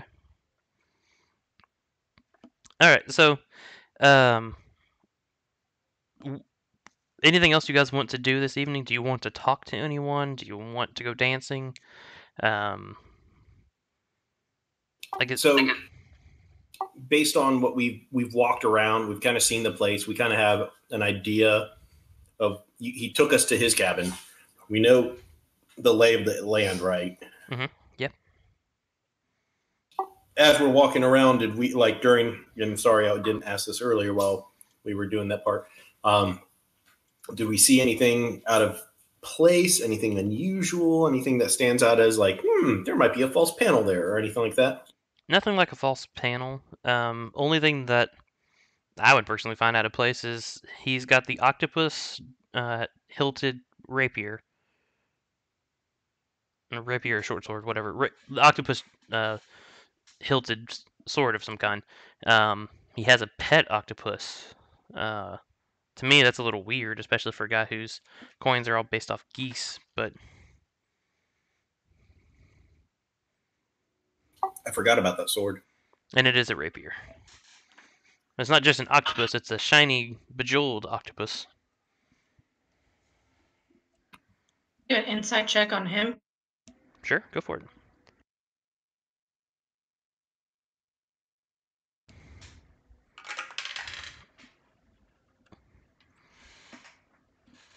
Let me pull up his stats. Or look at his stats, rather. Something seems fishy about him. I mean, he's kind of a pretentious douchebag. Okay, obviously... Other than the octopus smell? Do what? Yeah. Yeah. He's a pretentious douchebag. He cares more about money than he did about the actual city. He cared more about his cruise boat than he did about the city. But besides just being kind of a arrogant jerk or self-centered jerk, you can't really place your finger on it, but something's off there.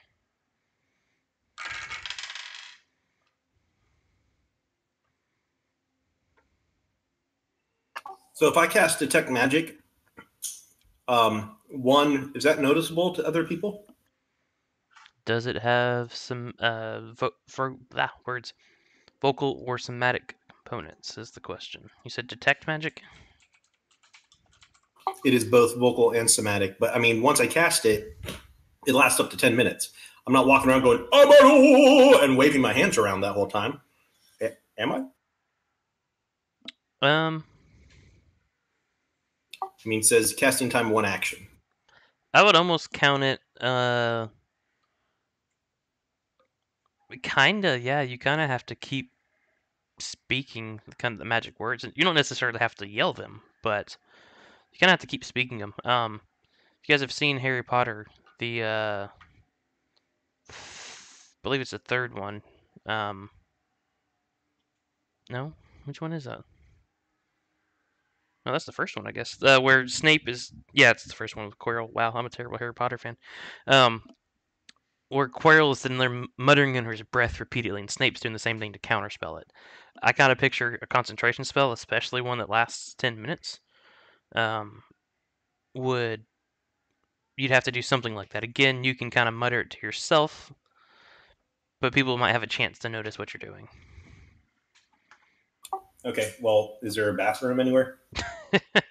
Yes. I would like to go into the bathroom. Okay. And close the door and start dancing around and doing my somatic stuff and Okay. my vocal stuff and see if I sense any magic in any direct area. Okay. 1 second. The rest of the evening, I want to keep my eyes out for anything suspicious about what's his face. Okay.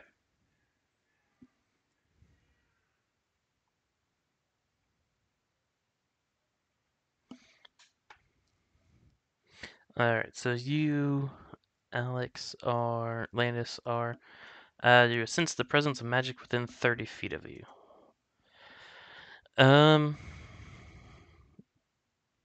Yes. Oh, really? And not just the dagger that, Mallory has.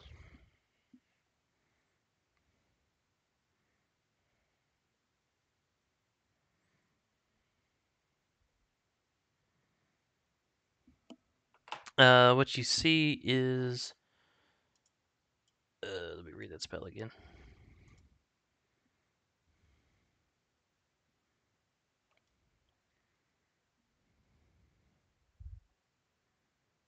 I just sense it. I have to use an action to make a faint aura around it. You know what? I'm not going to make this so hard on you. I'll take back what I said. That seems like it'll make it too hard to do what you're trying to do. So after that your initial casting it, you don't have to keep muttering.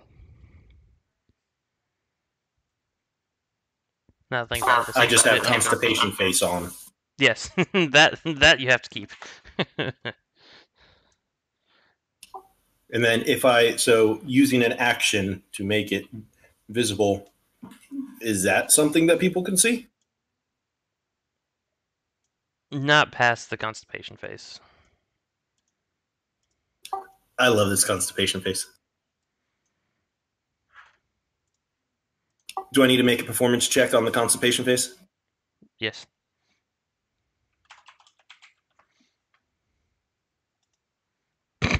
$18.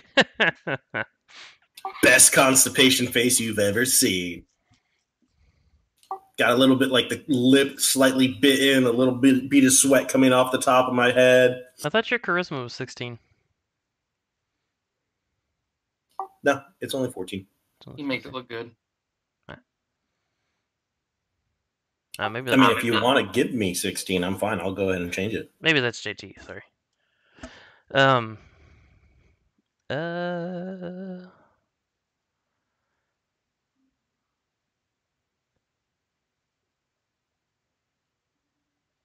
what you see is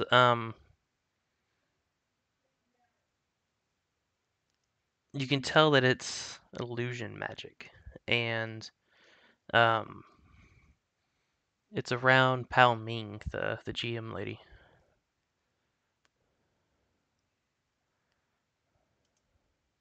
Mm-hmm. And if you make a perception check, you can, or an investigation, you're welcome to see if you can figure out what it might be around her. Perception! I don't know why Joe just rolled 2, but I would take the first one since that's actually what it rolled, and it would be 16. Mm-hmm. Nice try. Do you want me to roll it again? No, I don't care.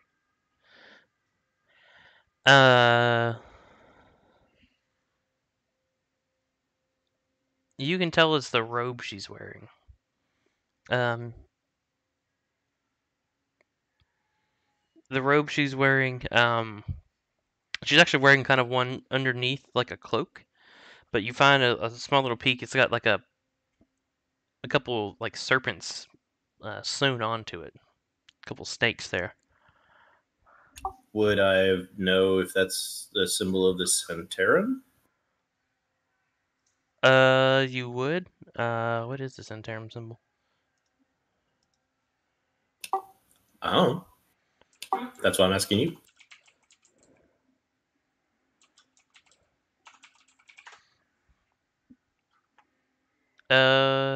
Wow, Google, you're not doing any help.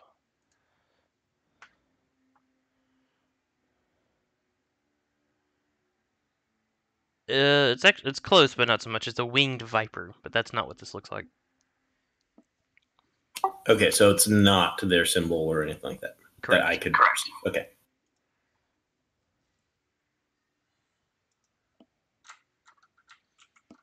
But if And you're since curious, if it's illusion magic, if I dispel magic, what would happen? Just you've got a feeling it's a magic robe of some kind, and to answer that question, make an Arcana check. this will go well. 7. You're fairly sure it'll get rid of whatever the illusion is.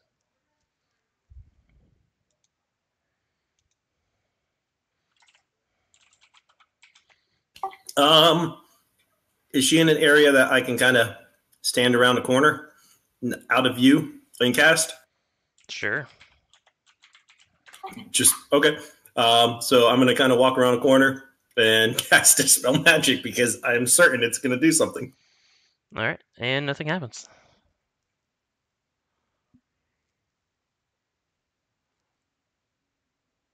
What? That's a lie. And you get the feeling maybe I should have checked with my bard friend before I just start casting spells at people. Maybe I should cast it one more time. Maybe it wasn't strong enough the first time.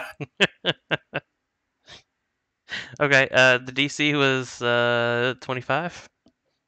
No, I was kidding. I'm not doing that. No, nothing happens. Do I notice that any of this is happening?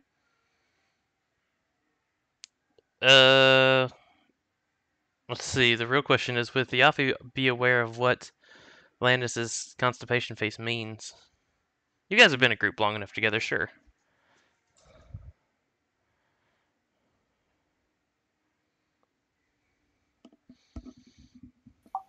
Other than that, since it's a 10-minute concentration, I don't think Dispel Magic is concentration. It's not. Do I sense anything else walking around the place?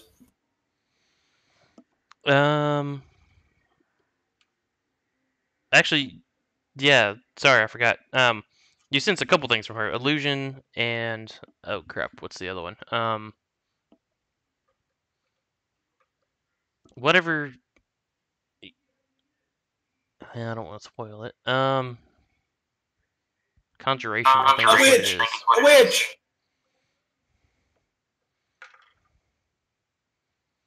Pretty much with that perception check, you know, she also has a bag, and the bag is glowing. And it looks a lot like your own bag of holding. But you've actually seen her using this bag. That's where she pulls out the gambling chips out of. So I pull Theophia aside and say, "Hey, you want to try those gloves of thievery out?" Are you asking her to steal the bag of holding off the general manager of the ship you're on? No, I'm just asking if she wants to try out her gloves of thievery.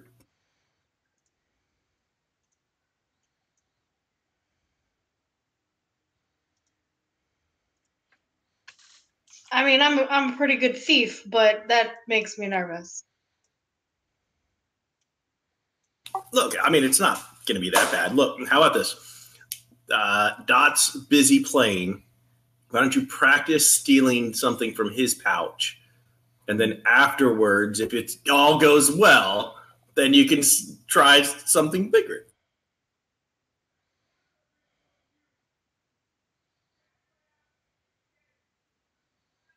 What exactly do you want me to steal from Dot now?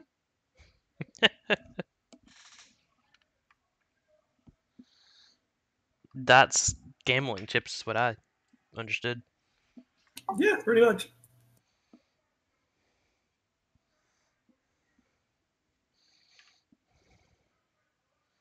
This is where I should pull a Rick and Morty quote out. What'd you say? This is where I should pull a Rick and Morty quote out. Trying to get these through custom. Shove them way up there, Morty. Way up there. Oh yeah, I saw that episode. Literally the first episode. Yeah, no, I'm just sad I saw it. Oh. I'll do it.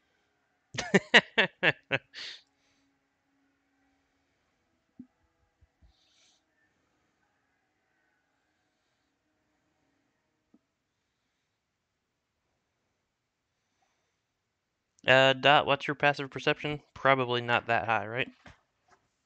Oh no, I'm not worried about it. Okay, yeah, you There's successfully a person that dies. That's fine. That's fine. you successfully steal a small pouch of coins from your bard buddy. See, it's that easy. Just go for the bigger coin bag that the lady has now. What's funny is the look that Mallory's giving me with shaking her head and rolling her eyes at me. You don't have to listen. Tell him that he can do his own dirty work if he wants to. Can I do some sort of perception check on her? Sure. What are you trying to? You perception or insight? What do you? I guess what are you trying to do?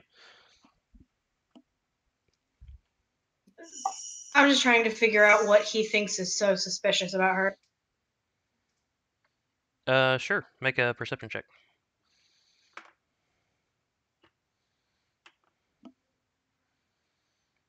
I mean, you see the same thing. You see like the robe underneath her cloak. It kind of looks like she's trying to hide the fact she's got it on.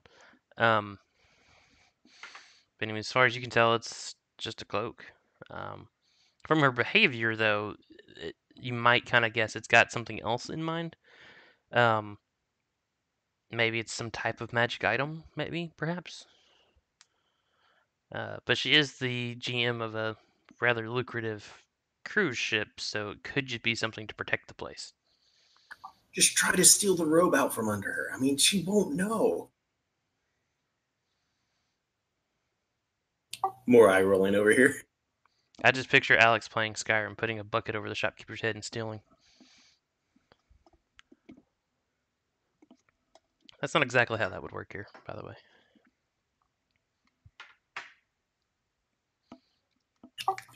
Fine, no fun. I take my 90 gold pieces left because I gave, or 91? 91 gold pieces. And I put 41 on a table. I would like to try to slip Dot's coins back to her. Okay, make another Sleight of hand check then. Dot, what's your passive perception? 14. Okay, you also do not notice that she put your money back. Alex, roll your check. And how much did you say you're putting down? 41. I hate you. You won that, so you've earned another 41. 132.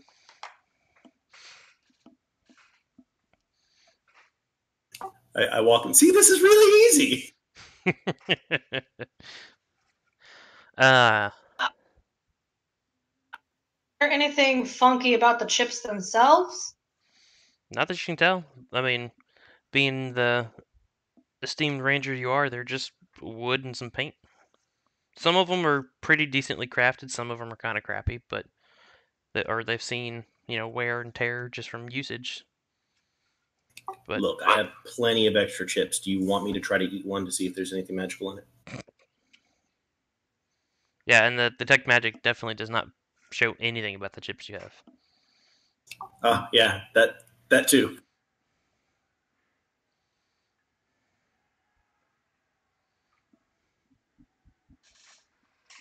So how do we cash out? Once the boat docks again, it's part of like the deboarding process.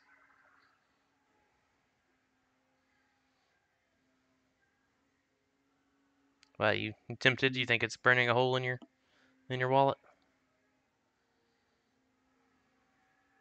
Say that again, Matt. Said, why are you being tempted? Are the coins burning a hole in your wallet? I don't know what you're talking about. I put 31 on another table. Oh wait, no, 32. Oh, yeah, 32 on another table. Oh my gosh! Can I try to lift the coins off of him? You may certainly can. He won some more. So I'm up to, what is that? 121. Hold on. You have however many you just won because all the rest of your coins are missing. Wait a second. Who took my stuff? You totally didn't see who did it, though. I spin around. Do I see anyone near me right away? No. So there's no one near the table on that. What I'm basically going to do is I might not see her, but I might see someone else, and I might deck him for stealing my stuff. I mean, there's a crowd of people kind of watching you, but I mean, you'd have to make a perception check, I guess, to see if you think any of them stole from you. But I mean, you didn't even feel like 26. Like the feeling of insight, not. Yes. Well, yeah. He's got perception.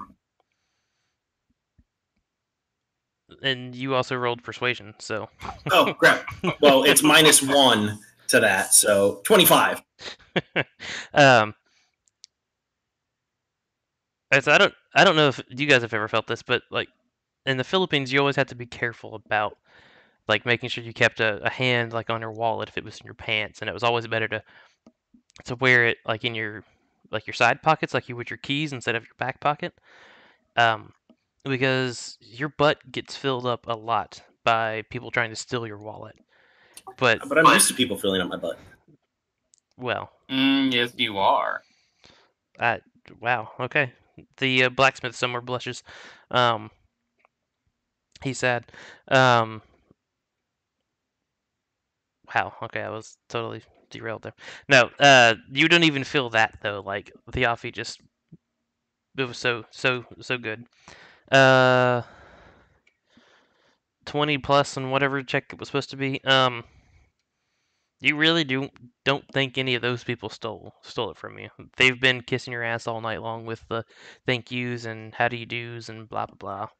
Really don't believe any of them took your coins. Is Pyro anywhere near me? Probably at a table, a couple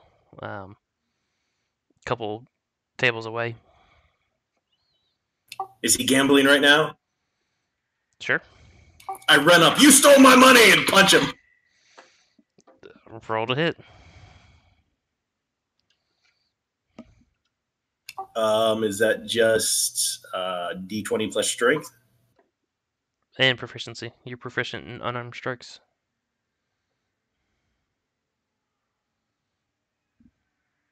So I'm just going to roll a javelin attack, even though it's just a non-armed, because it's the same.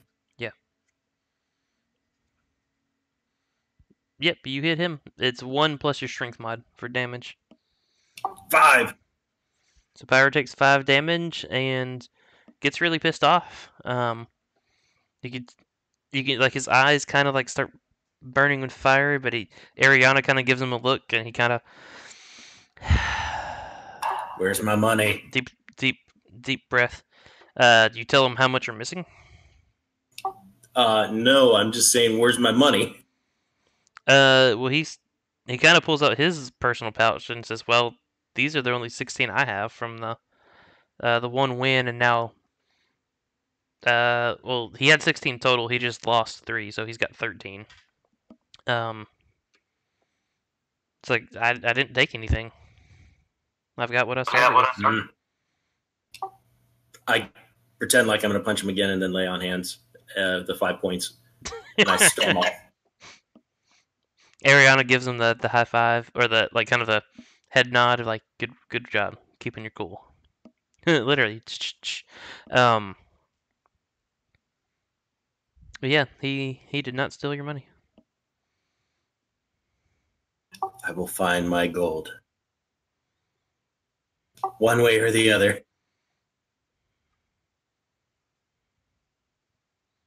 Landis remembers this injustice. But was totally fine with it happening to someone else. I don't know what you're talking about. I have 62 on me. I put down 50. Oh gosh, okay.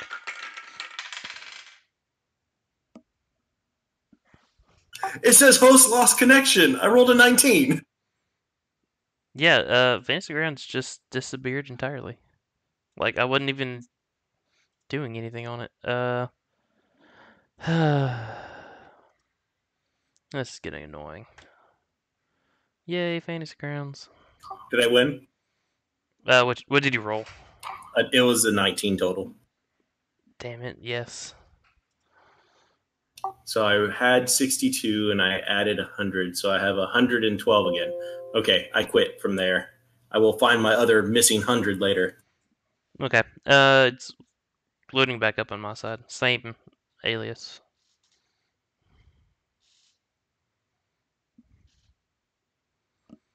You don't think the using alias over the IP address is causing any of the issues, do you?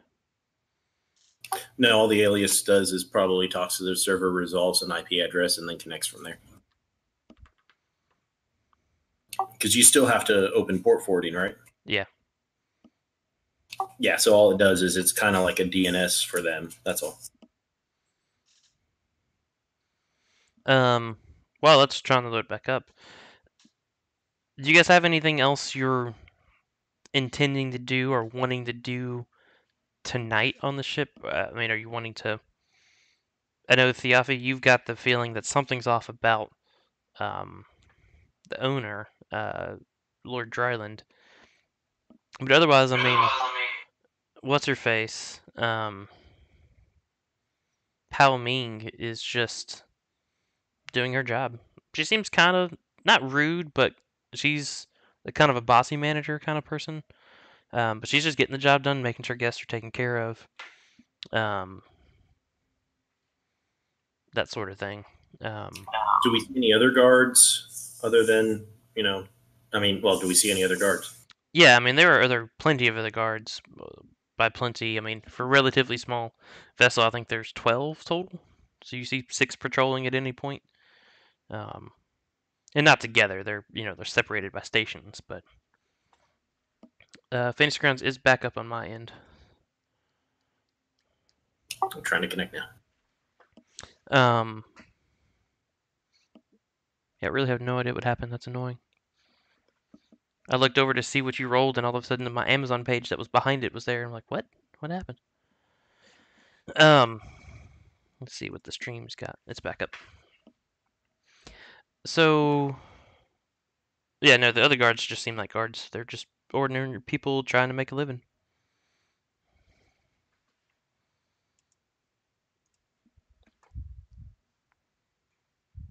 So I'm going to go up to one of the guards and be like, "Hey, we might, help out with security next couple days since he offered us, a position while we're in town. Anything we need to know? Do you guys get breaks? Anything weird going on? Stuff we should know, basically." Yeah, we alternate out. We get 1-hour breaks. We work 12-hour shifts though. So I guess 12-hour days, 11 hours work, an hour break. We get a smoke break here and there too. But otherwise, I mean, we get paid well. I mean, can you believe it? We get paid 2 gold pieces a day. That's ridiculous. It's like the best job I've ever had. Best job I ever could get. One of these chips are worth 2 gold pieces, right? Yes, that's right. You only get paid 2 gold pieces a day for security? I don't know why you're saying only. That's like as much money as other people make in, 8-9 months. I thought he was offering us more. Sorry.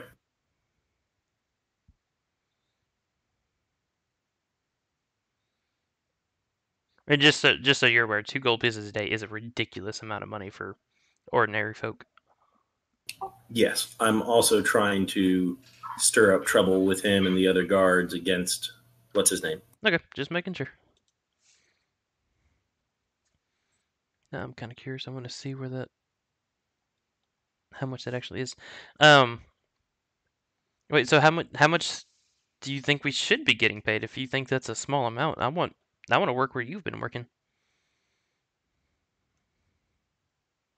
Well, I thought he was offering us double, so that's just confused. That's all.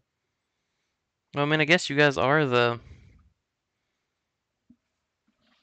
heroes of Yartar. I guess that wouldn't be too surprising to me. I'm no good at sowing dissension amongst the ranks. Hey, Pyro, come here. Yeah, Landis, what's up? Dissension, that's your job. Go.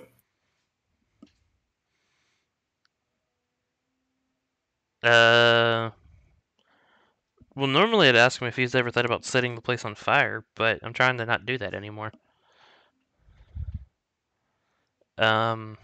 Dissension. So does he treat you guys well? And the guard answers, yeah, I mean, we get breaks, we get, edible food, maybe not the best food. Definitely not what the fancy nobles upstairs eat, but, it's, though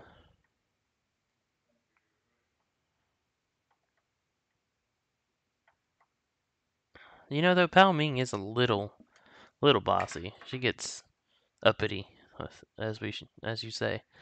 I'm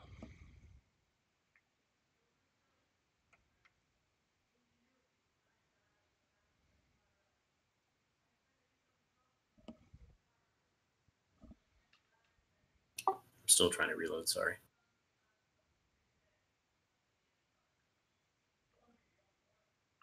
Bad allocation. Boom.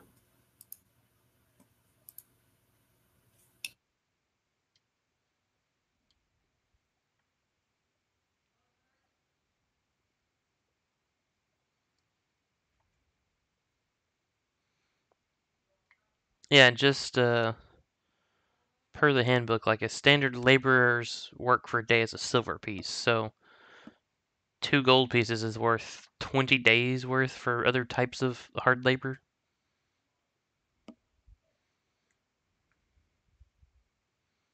How much do adventurers get then?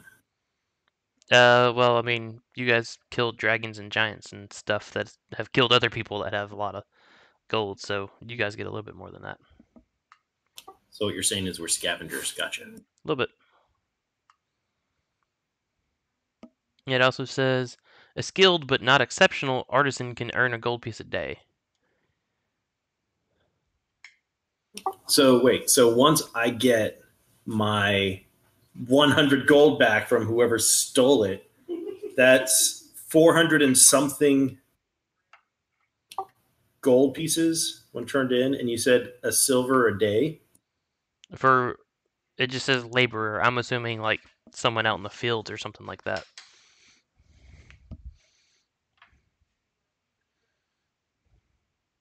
A bar winch.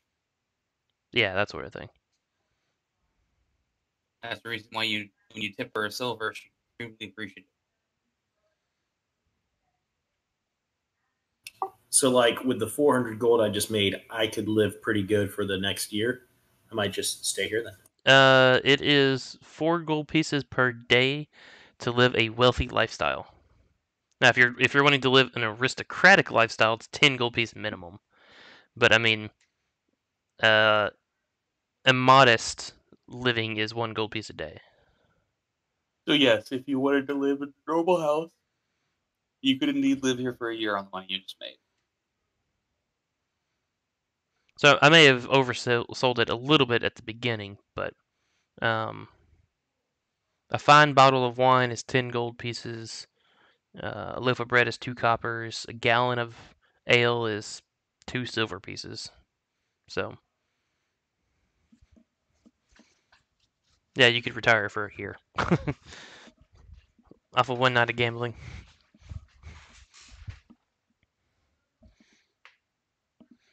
But I guess back to the ship. Do we have anything else we want to accomplish this particular evening? Do you guys want to try to investigate anyone any further? Do you guys want to do that on subsequent visits? I kind of want to use my primeval awareness just to see if any of my favorite enemies, specifically giants, are nearby. Okay. It takes a little bit more effort than usual being out on the water. But you don't sense any giants within what is the 5 mile radius, and of course tons of humanoids because you're close to a city. You're on a boat with them.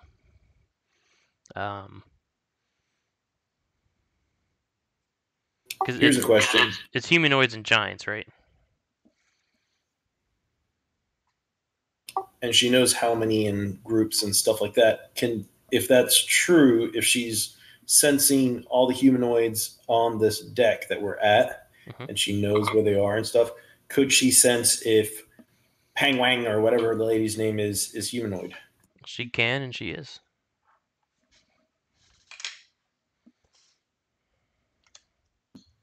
Nothing additional suspicious there. Nope.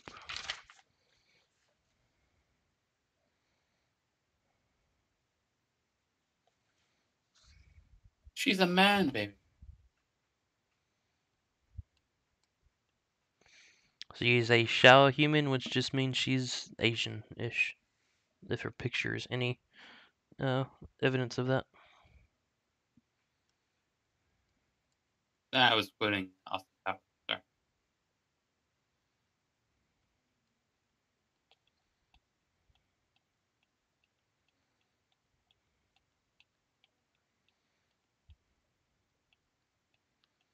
I'm trying to join back in, but it keeps crashing on me. Lovely. You've ruined everything. Right. It's because the world is not in balance because someone stole all my gold. You put the idea in her head. That's all I gotta say. That's a fact. For the moment, the Fantasy Grounds thing's not a big deal. So are you still suspicious of this dude, of this Pao Ming lady, Landis? Even though Tiafi has said there's not a whole lot to be suspicious of?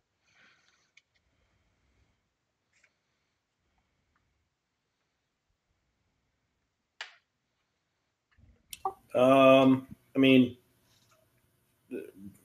the other guy said she kind of just a worker, but that's all. Yeah, I mean, she's a bit hard on them, but I mean, she's head of security and like the head of banking, as well as like the GM of the boat. So she's stressed, she's busy. A lot of the stuff here, she's responsible for. So being a little uptight, being a little stressed, kind of goes with the job.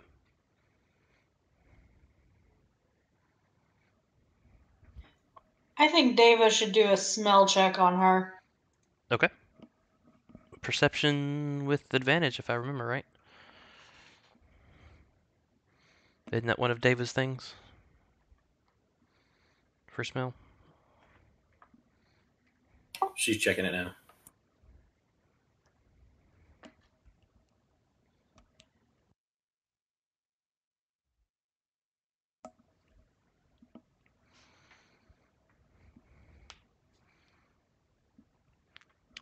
I mean, Davis, she smells human. She smells normal. Um, if David were one of those super advanced smelling dogs that could tell hormones in a human's body, he would think that she's pretty stressed. But I mean, nothing he would be too suspicious of. He's not super fond of her because she doesn't have a super like inviting demeanor, but doesn't want to kill her either. Okay, it was worth a shot.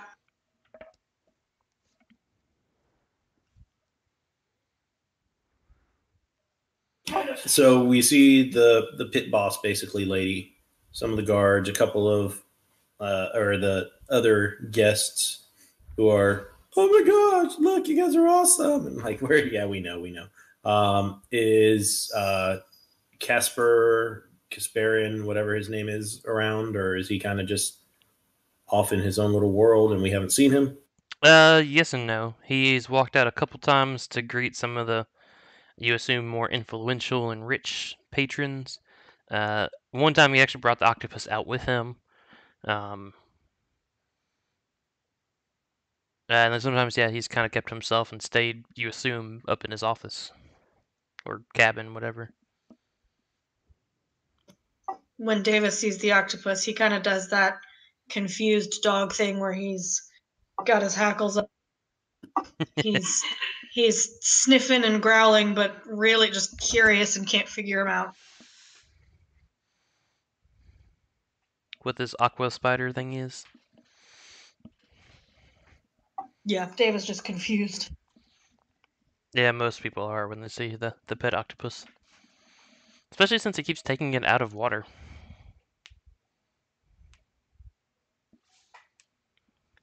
Does Ariana go, oh, that's abuse? I mean, the octopus doesn't seem upset about it. He seems to like the guy.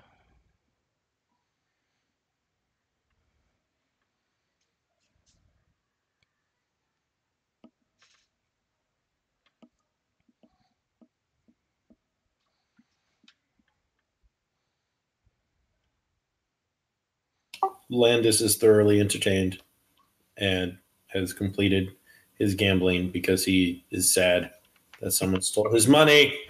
And he is going to go and just chill out at the lounge and have food and relax while we wait to cash out. Okay.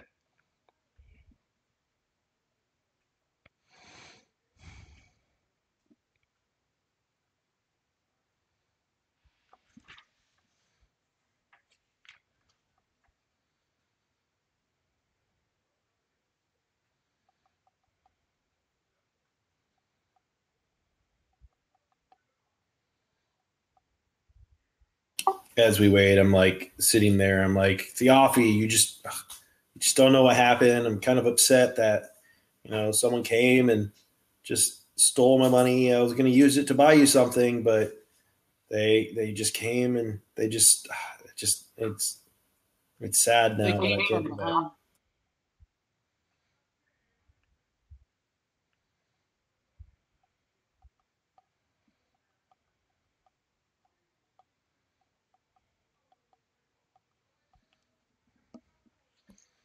I'm not there, but I notice across the room that he's muttering my name under his breath.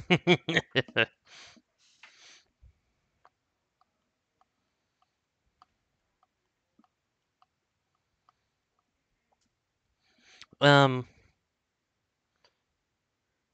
at this point, it's pretty late in the evening. And by that I mean pretty late in the trip, rather.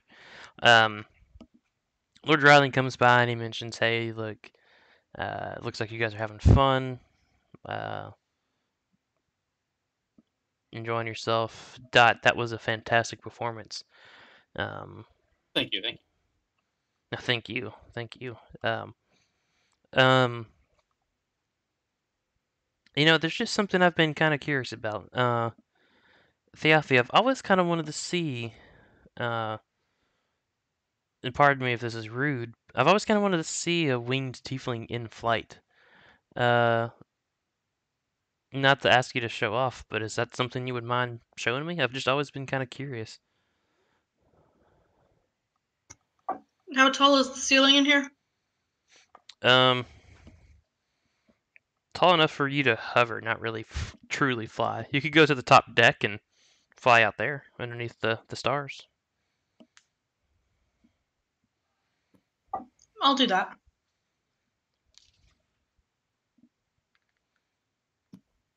As Okay. Ariana says, that's racist. Oh, she definitely does. She definitely does. Um, he's just really fascinated. He thinks it's cool. He kind of wishes he had the ability to just up and fly whenever. It must be liberating, he says. It's always worked out well for me. And so for you, is it just kind of the same as like you move your wing like I would move my arm kind of thing? Is that? I mean, in a way, except that I have arms too, so it's more like I move my wings the way you move your shoulders. Huh, interesting. Very interesting.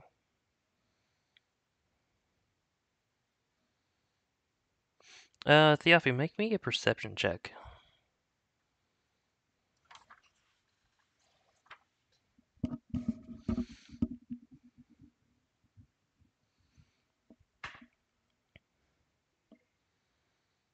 You notice he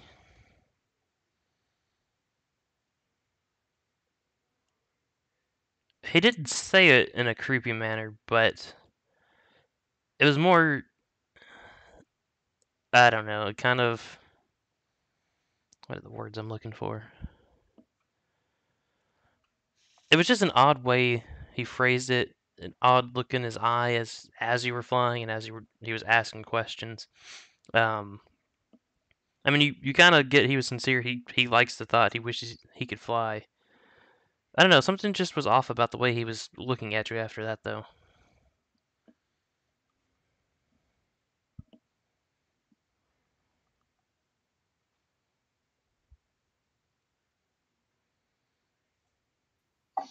I'm not psyched about the thought of being somebody's pet.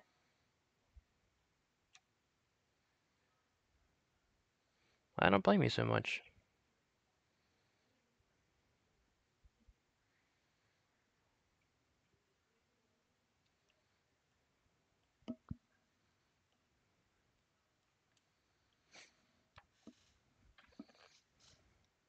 All right, so that's about all the fun that's gonna happen, unless you guys make anything else happen. Um, do you guys want to make anything else happen, or do you guys want to just cash out and make plans for the next day? And again, not trying to railroad you if you have other thoughts, just laying out what's going through my head. But just cashing out and staying suspicious. Alrighty.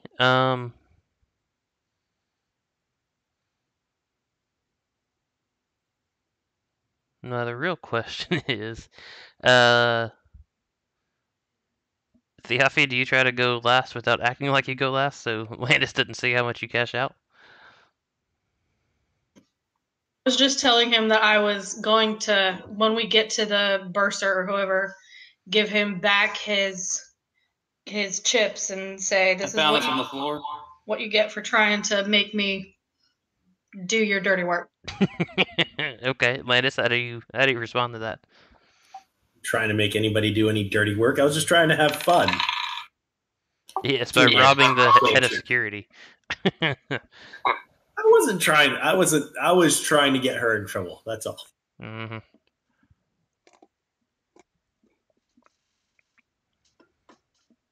Plus, we could use another bag of holding.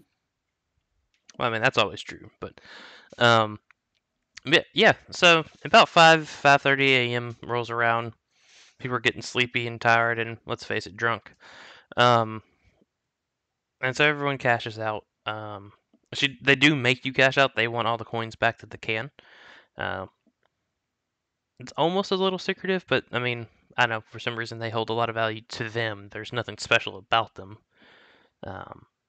But if they can, they want to keep as many as they can around here.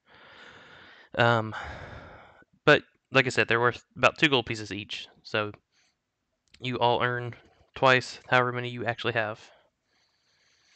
So that's 26 for Landis or Pyro, 26 for Ariana, plus whatever you guys have.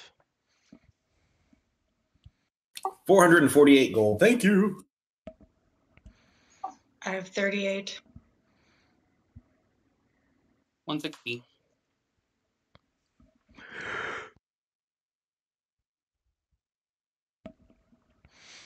All right. Well, now that it's morning, do you guys want to go to the tavern and get some sleep?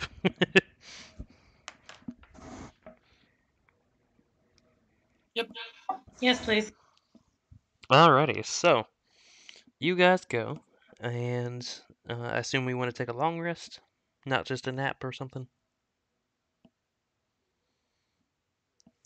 Yeah. Wouldn't matter, but yeah. Okay. So it's about 6 o'clock by the time you get there. So after 8 hours, it's whatever that time is, because I can't do math at the moment. I'm tired. Was that 2 p.m.? 6 plus 8 is 14. Yeah, 2 p.m. I was gonna laugh if you said 6 plus 8 is 2.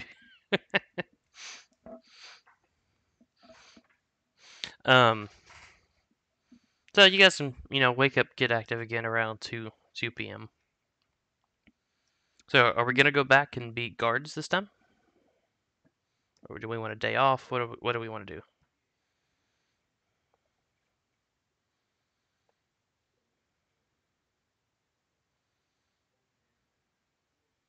Well, I mean, we gotta get back on and book around. I'm good with going back and actually being armed. Okay. So you guys will take the place of 5 of the 12 guards that are there. The other 5 guys, they're just gonna have days off while you guys are on board. You guys will have the shift of just the way the shifts work. They change out the regular crew every so often, but the ship itself is always guarded. They always have a crew of guards there, but you guys will get the shifts where the action's actually happening. People are on board, that sort of thing. So you guys just need to report there at about 4. So pretty close to when you wake up, actually.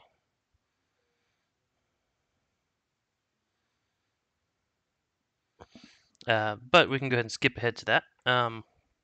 You guys, this time, like you said, you're armed to the teeth, have all your stuff. They're perfectly fine. Theofi with Deva going along with you. More the merrier for keeping them safe. So do we have a game plan of what we want to accomplish besides actually being guards? Are you trying to spy on anyone? Trying to figure out why the people that killed Queen Neri would have had a gambling chip from this place? Yeah, I would think that we kind of, because do we feel that, and again, this is kind of a group question, I guess, do we feel like they had anything to do with it? I mean, I can't speak for you and how you feel, but Theophany definitely knows something's off about Lord Dryland.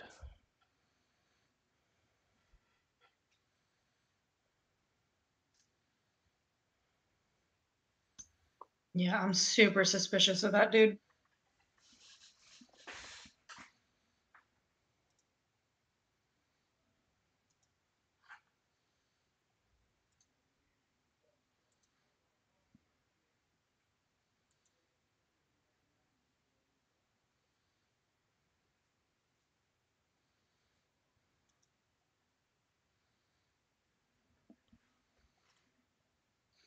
So you guys want to try to somehow investigate him a little bit more?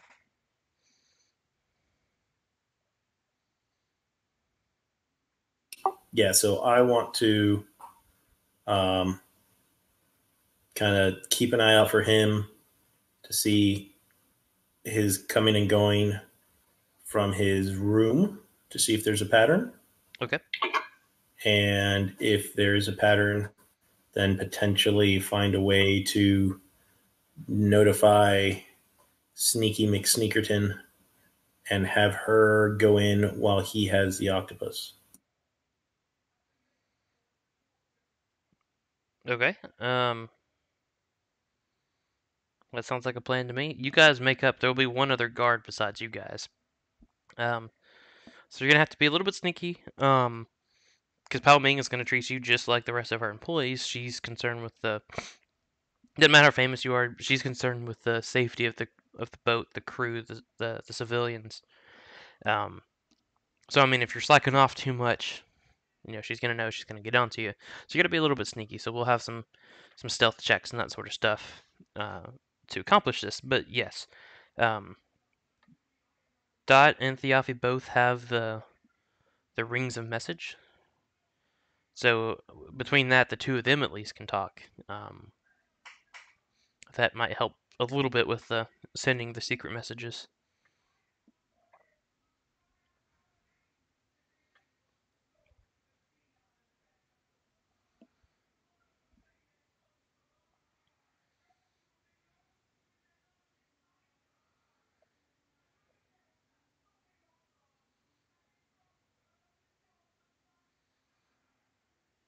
As a soldier, I'm guessing that I might have learned what's it called, semaphore with the flags for boating and stuff. Sure. You just use words I've never heard before, but sure, why not? You don't know the little flag patterns that say different words and stuff? Not so much. Not much of a sailor myself.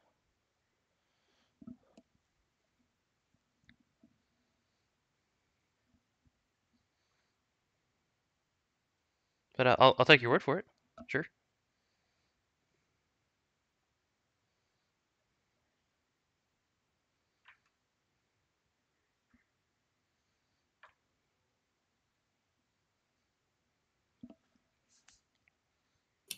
There you go. There's a link.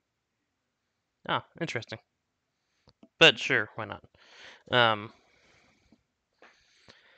All right. Let's see if I can find a descript way of making semaphore patterns to spell things out to someone else who doesn't have a clue what that means. Yeah, the real question is, do they know what that means? um. Yeah, we are on a boat. That's probably not the smartest thing. Excuse me. Probably not.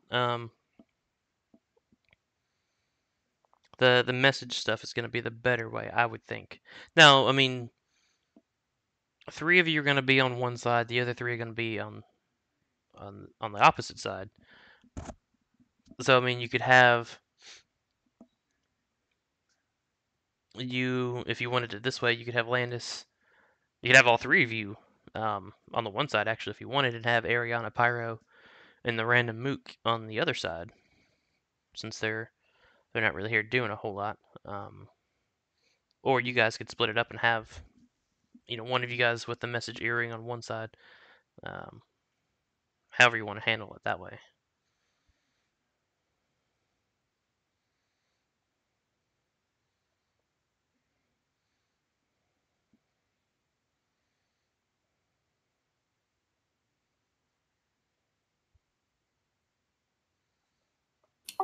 I think the people that are patrolling on that side near his cabin should be alternating. So Sneaky plus whoever else is going to be perceiving is kind of keeping an eye out, and they're able to communicate. It would be pointless to have the whatever on the other side, because then how are you communicating to each other what you see or whatever?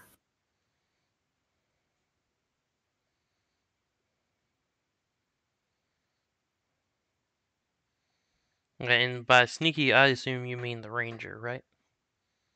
Yeah, she's the stealthiest one of us. All right, especially with Dave up by her side.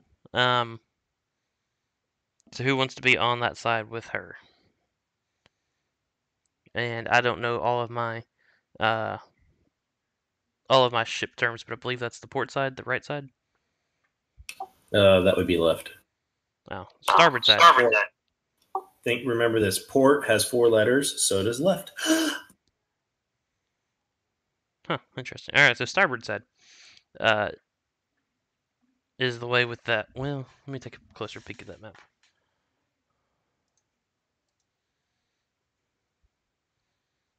Actually, no, it will be a port side that has easier access to his room.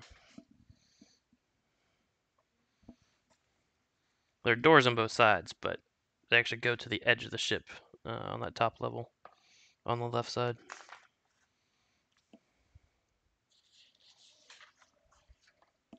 I know, yeah, that episode of Friends is coming back to me now.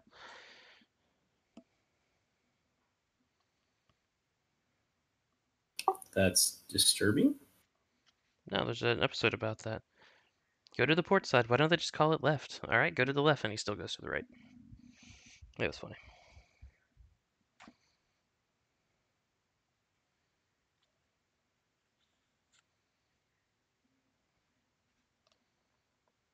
So Thiafi and who? I think that the 3 of us who are actually vocal, because for some reason the other people are mutes, the 3 of us who are vocal stick together, Okay. and the 3 mutes go to the other side. Works for me. Okay. So let's do. I guess do it this way. So make me perception checks to see if you can see without looking. Well, just to see if you notice when he might. Oh, screw it. You've got your stupid shield. Do you notice when he leaves with the octopus? Do you want me to roll perception? No, not with that stupid passive perception of yours. You'll definitely notice when he leaves. um. So once that happens, he will leave. He will leave with the octopus on his shoulder. What I guess at that point you're gonna communicate to Thiafi. It's time to go take a peek. What's going on inside? Yarp. Alrighty. Thiafi, I will need a stealth check from you. Before I start moving that direction, I'm going to cast Pass Without a Trace on myself and Deva. Okay.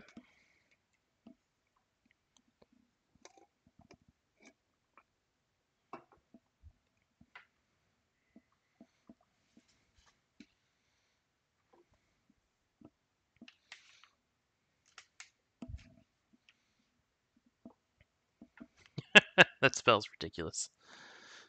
And David's just gone. He's just invisible. Jeez, that's ridiculous.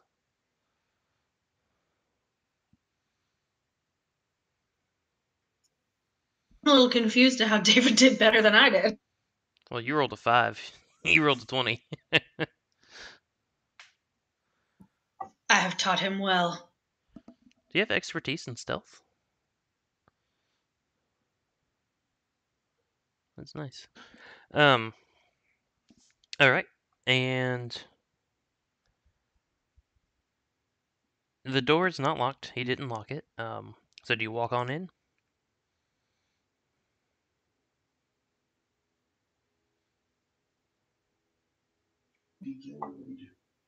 Yeah, I will try to peek in and If there's any like favorite enemies or anything in there. No, it's empty. It's really ugly. He's got some really bad taste. Scented candles that are in these really ugly candelabras, and he's got purple velvet curtains on the wall, over the windows. You see the aquarium, and that's about it that you can see just peeking in. I'm gonna go ahead and sneak in. Okay. Inside the aquarium, there's the stuff you would always notice in a fish tank kind of thing, like a little treasure chest on the bottom. Makes it look kind of like a crashed little pirate ship kind of thing going on.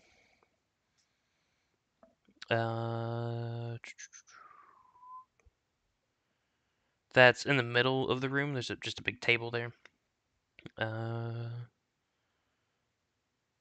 There's a locked wooden chest just sitting on the table next to the aquarium. There's like a little shelf built into it. There's also a silk hammock. He's got a writing desk, and a really messy writing desk. And he's got a stove in the room.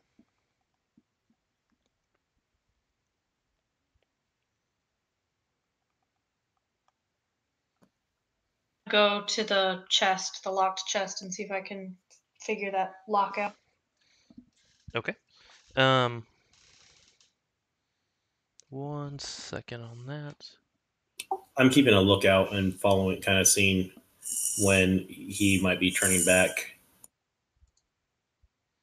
Okay. Maybe Dot should do that since he can talk to you and I can't. Too late. Decision's made. I don't even know if Martin's still here. Hmm. I'm gonna take that as a yes.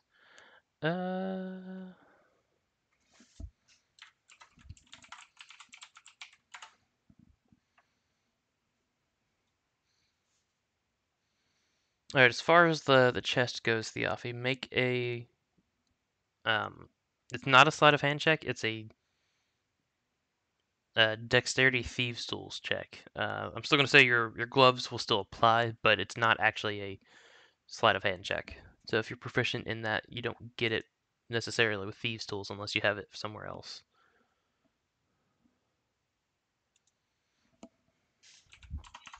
Well, I am proficient with thieves' tools, and I've got the gloves of thievery that give me advantage on that, I thought. Oh, that is actually exactly what it says, isn't it? Yes, go for it.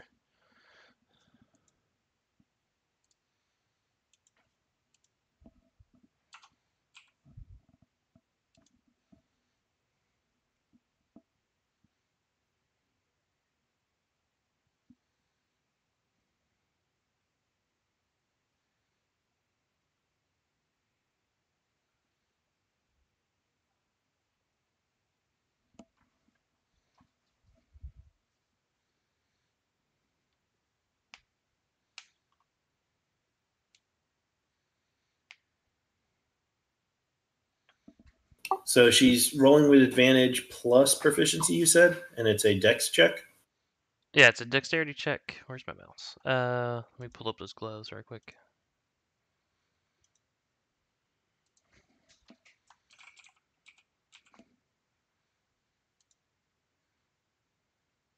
While wearing them, you have +5 to sleight of hand checks and checks to pick lock. So no advantage, but you still get the +5. So +5 plus your dex plus your proficiency plus the dice roll.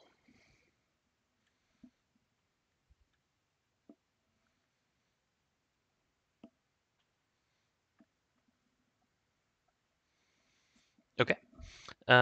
You definitely pick the lock. It opens. As it opens, a 3-inch long needle pops out and stabs you for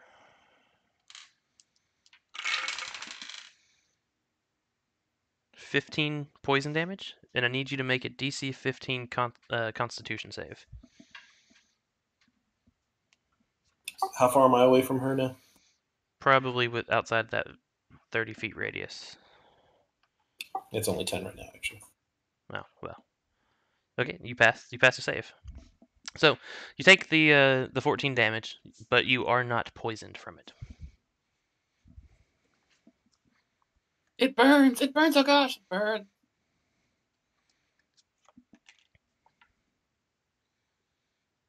So I'm not pleased about the needle, but I'm going to continue looking at what's in there. Okay, give me a second. There's a pouch with lots of gold and correction. There's just lots of gold and then a pouch containing 9, what looks like 9 rather valuable gemstones.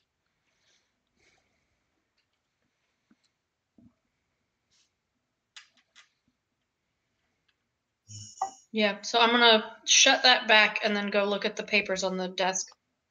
Okay, are you gonna attempt to rearm the trap to make it look like you weren't there? I guess so, yeah. Okay, make another sleight of hand check. See if you can't get it positioned back the way it was.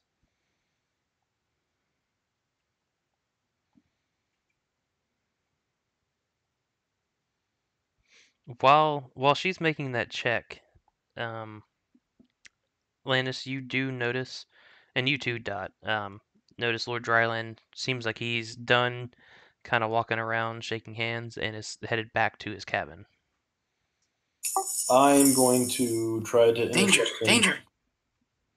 and talk to him about, hey, just walking around your boat and being of, military experience. I might have some suggestions on how you might be better securing, especially after the attacks you had before, and then see if I can walk him around and away from that second floor. Okay. Mallory, what you end up getting? Is that 15 for that last one?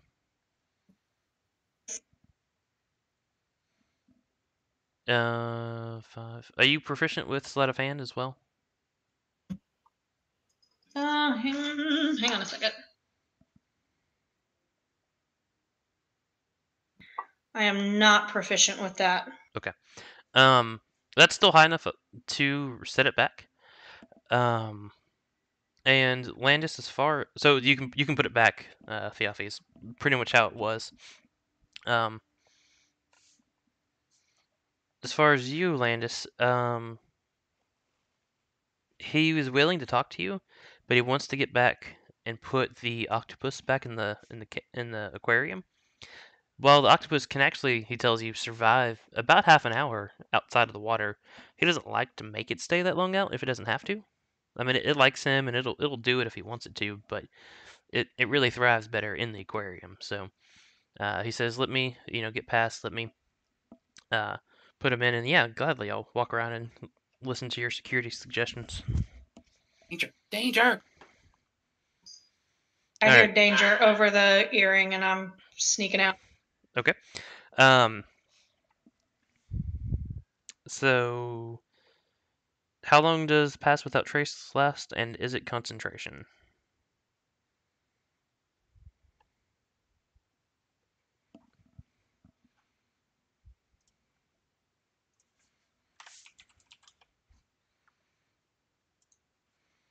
Looks like it is concentration. Go ahead. Concentration for 1 hour. Yeah, so go ahead and make me a DC 10 Constitution save, if you could there, Theofi. See if you keep it up or not from taking the poison damage. Okay, fine. That's no problem. So you still have the plus 10. You and David both still have the plus 10. But I still need you to make me a stealth save. Or stealth check, rather. Sorry. Okay, yep, just wanted to make sure. We're saving on stealth now. Wait, what?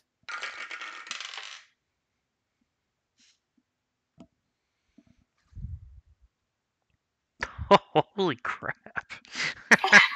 43, yeah. You're level 9. You're not supposed to be able to roll that high.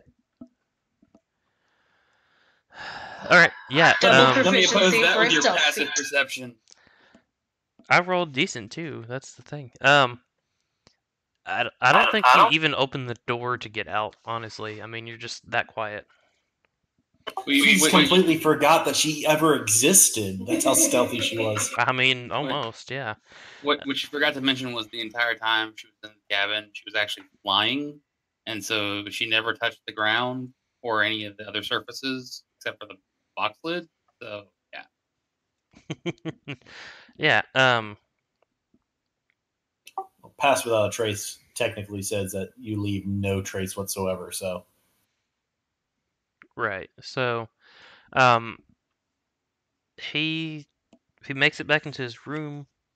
I mean, Landis, he offers you to come in, if you want to, and has no reason to believe anyone was in his room. well, since I'm not sure if she made it out or not, I would have went in. Okay. And yeah, she made it out. You see no recollection, much to your relief. And Do I even know if she went in? yeah, you watched her. yeah, I assume you saw her go in at least. Oh, okay. Well, that works. And so he gives kind of like I would do with Kyra, gives Octopus a little hug and a kiss, and sticks him back in the aquarium. It's kind of creepy. Just to be clear, he is definitely evil. Needs to die soon. um, it's a little weird. Um, and he goes, yeah. So you mentioned helping protect us against attacks from like the giants and stuff again. Yeah, that and just curious. I noticed that you had a lot of security in regards to people leaving the boat. Do you ever get chips that leave the boat? I mean, I won a handsome winning yesterday. Let me tell you, and it seemed like they were very intent in getting those chips back. How often do those leave the boat? Is it like a concern of yours? Um, I mean, kinda. It's proprietary to my business. We don't usually like it to leave. Um, I mean, I would say not very often at all. We do our best to secure them all. I mean, that and we have to make more of them if we lose them all. How do you guys check to see if any actually leave the boat? Um, we've got our ways. It's kind of a trade secret if you know what I mean. Stay on long enough, and maybe I'll show you. I'll tell you. Why are you why are you so interested in whether or not they ever leave the boat? Oh, just curious. I mean, again, from our first meeting, you were very concerned about that one chip that was dropped, as well as just noticing as we left yesterday. Make a perception check.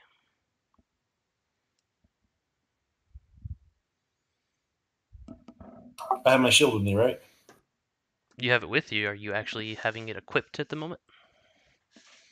I would have assumed that I had it equipped, not my +2 shield.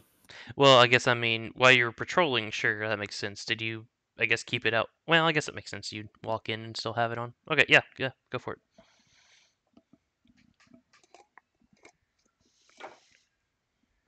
24. Um,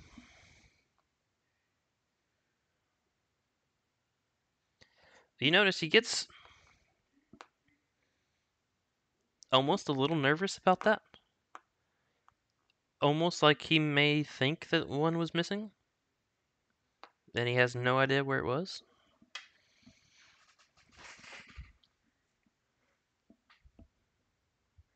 Well, I asked him about that then. Hey, it seems, a little concerned all of a sudden. Is there concerns that you're missing any? Well, man, you're a good people reader. Yeah, one may have gone missing. I don't really know where or why or whatever, but it seems I lost one. Do you remember when abouts it went missing? Oh gosh, 9 months or so.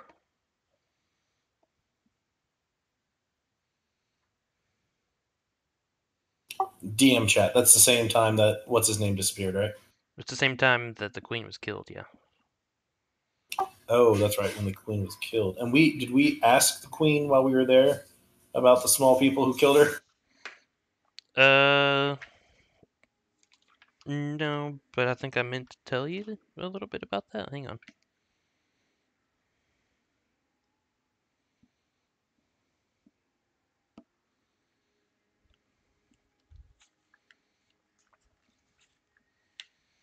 Don't you just love when all information that you know you had in your head just disappears? That's a daily occurrence for me. It was all there a second ago. It's called working at Shelby. Damn it, where is it?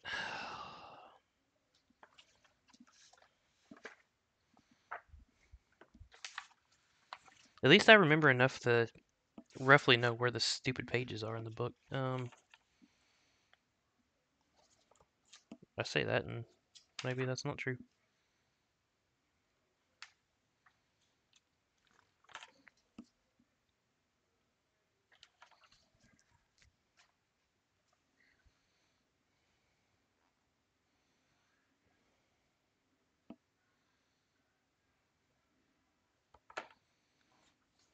Well, crap.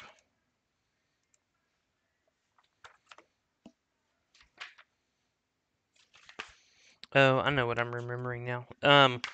No, she did not remember any of what happened to her. I was thinking of something else. So no, she wouldn't have really had much info to give you.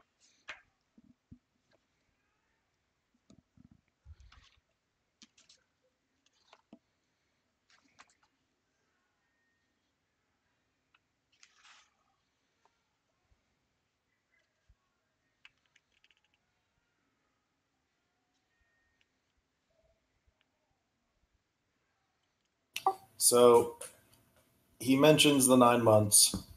Um, Crap, me being stupid and honest. I mentioned, it sounds around the same time that the Storm King's queen, Storm Giant Queen, what was she called? Yeah, she's the queen. Yeah, was murdered. At this, he gets visibly nervous and his hand drops to the hilt of his sword. More of a nervous gesture than bravery, for what that's worth. Um, I I wouldn't know anything about that storm giant queen. I didn't even know there was one. Do I have to do an insight check on that? Yes, you always have to. Because I could roll spectacularly. Fool! So somehow you I totally don't even believe they're storm giants anymore. do it. I don't even believe they're storm giants anymore. You don't believe he's lying out of his teeth about not believing there are storm giants. You just maybe you're so preoccupied with his hand going to his hilt that you totally miss what he actually said. That makes sense. I ignore his statement and be like, "Whoa, calm down there, buddy. I'm not here to attack you or anything." I don't think that would go well. He apologizes and sorry, I just well, I guess at this point there's no way around it. Yeah, that is about the time. That's probably exactly where I lost it. Is when we murdered her.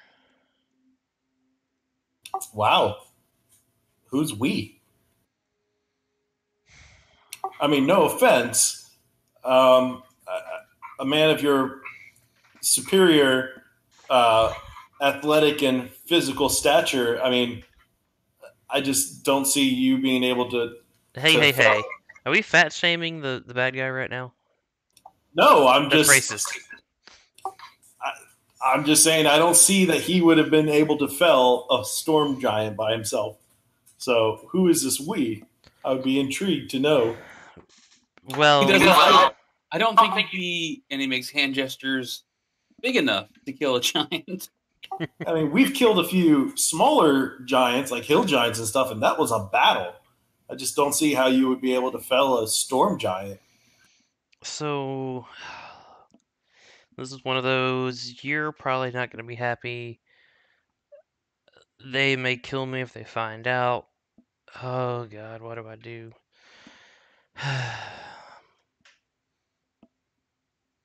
And he kind of looks to you for a response from that. I mean, the deeds are done. There's nothing that you could really be done at this point. He's worried that they'll kill him as a snitch. And he's trying to gauge whether or not you're going to kill him if you don't answer. I mean, I can intimidate him to tell me, or else I'll beat your face in, I guess. But Go for I it. thought we were kind of not really. We were kind of being a chill conversation. I don't want to jump to. I'll punch you in the face if you don't tell me. That's up to you. I'd rather. I mean, intimidation and persuasion is the same for me. So I would rather just say, just if anything, we've proven ourselves to be able to defend the city. I'm sure we could also defend you if anything happens. Just what ended up happening. And do you want me to roll a persuasion? Go for it. It sounded sincere to me. That sucked. But yeah, 12. Well, you convinced him. Okay, I believe you can keep me safe. I'm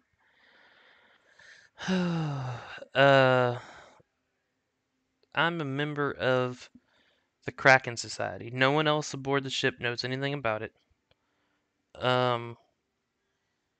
But essentially we worship what butcher's name if I don't look at it 1 second. The Lord of the Deep. Yeah. Too far.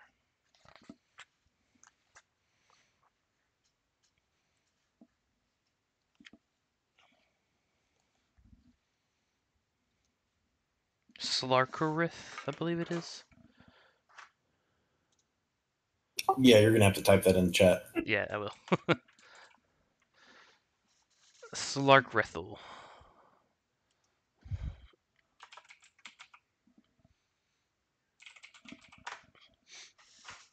He's a mighty kraken from before time began.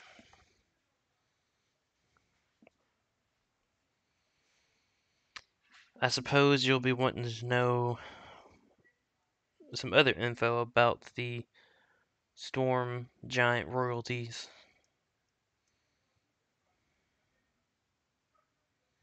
I mean, yeah, I heard that she was murdered in her own kingdom. How did you guys manage to do that?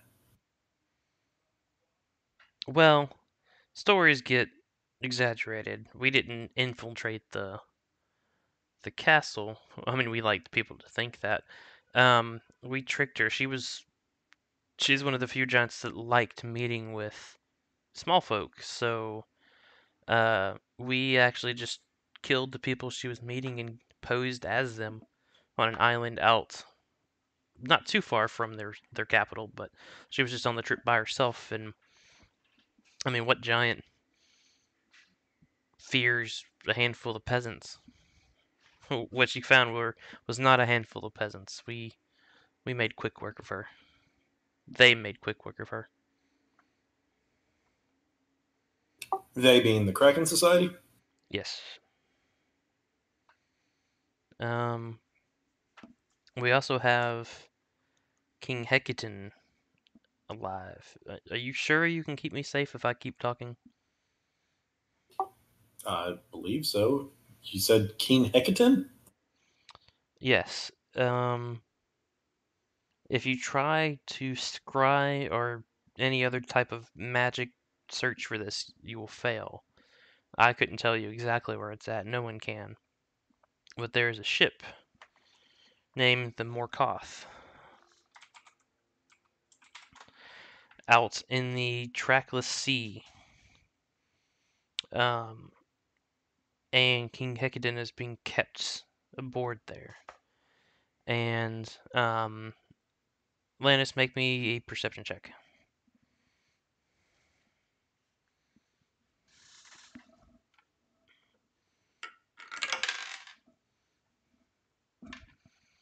Yeah. As he kind of finishes that last sentence, you can get the feeling he's in a lot of intense anguish, like he's got a really terrible headache or migraine. His nose starts to bleed. Do I know? I'm assuming this is some type of spell. Do I know what type of spell it is? I'm sure I'm going to fail an Arcana check, but You're welcome to try, but his eyes are widening as if he's terrified and being assaulted. yeah, 18.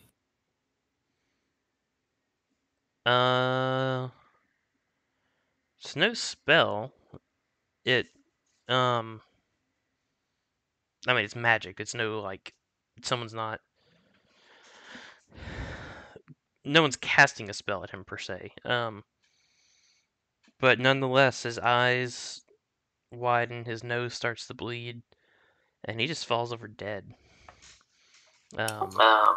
So I wouldn't have recognized that, if I would have cast something really quick on him, like a lesser restoration to try to avoid that. No, it was.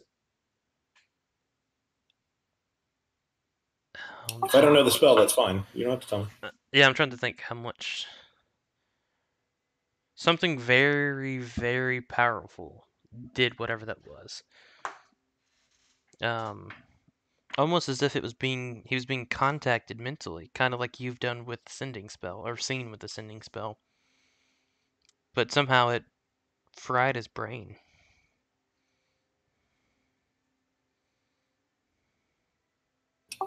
Okay, so at this point, I don't want to be in there. Can I call? Crap.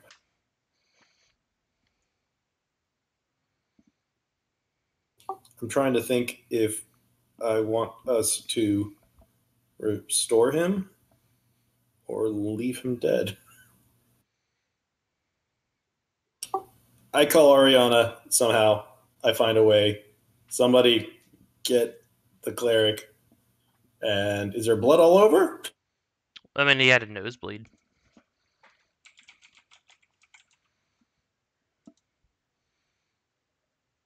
Yeah, get the cleric quickly. Do you want her to bring him back to life? Maybe not bring him back to life, but stabilize him. No, he's dead. Because, well, I know, but isn't there a greater repose or whatever it is, so that way Gentle we don't have repose, to. yeah. There you go. Whatever it is, so we don't have to restore him yet right now, but we can restore him within Sure. a certain amount of time. Sure, it lasts.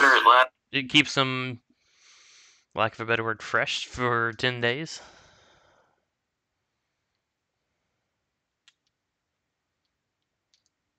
Right. So now, this point, can he fit in the bag of holding? You're actually going to try to shove the body into a bag of holding with all the other crap you have?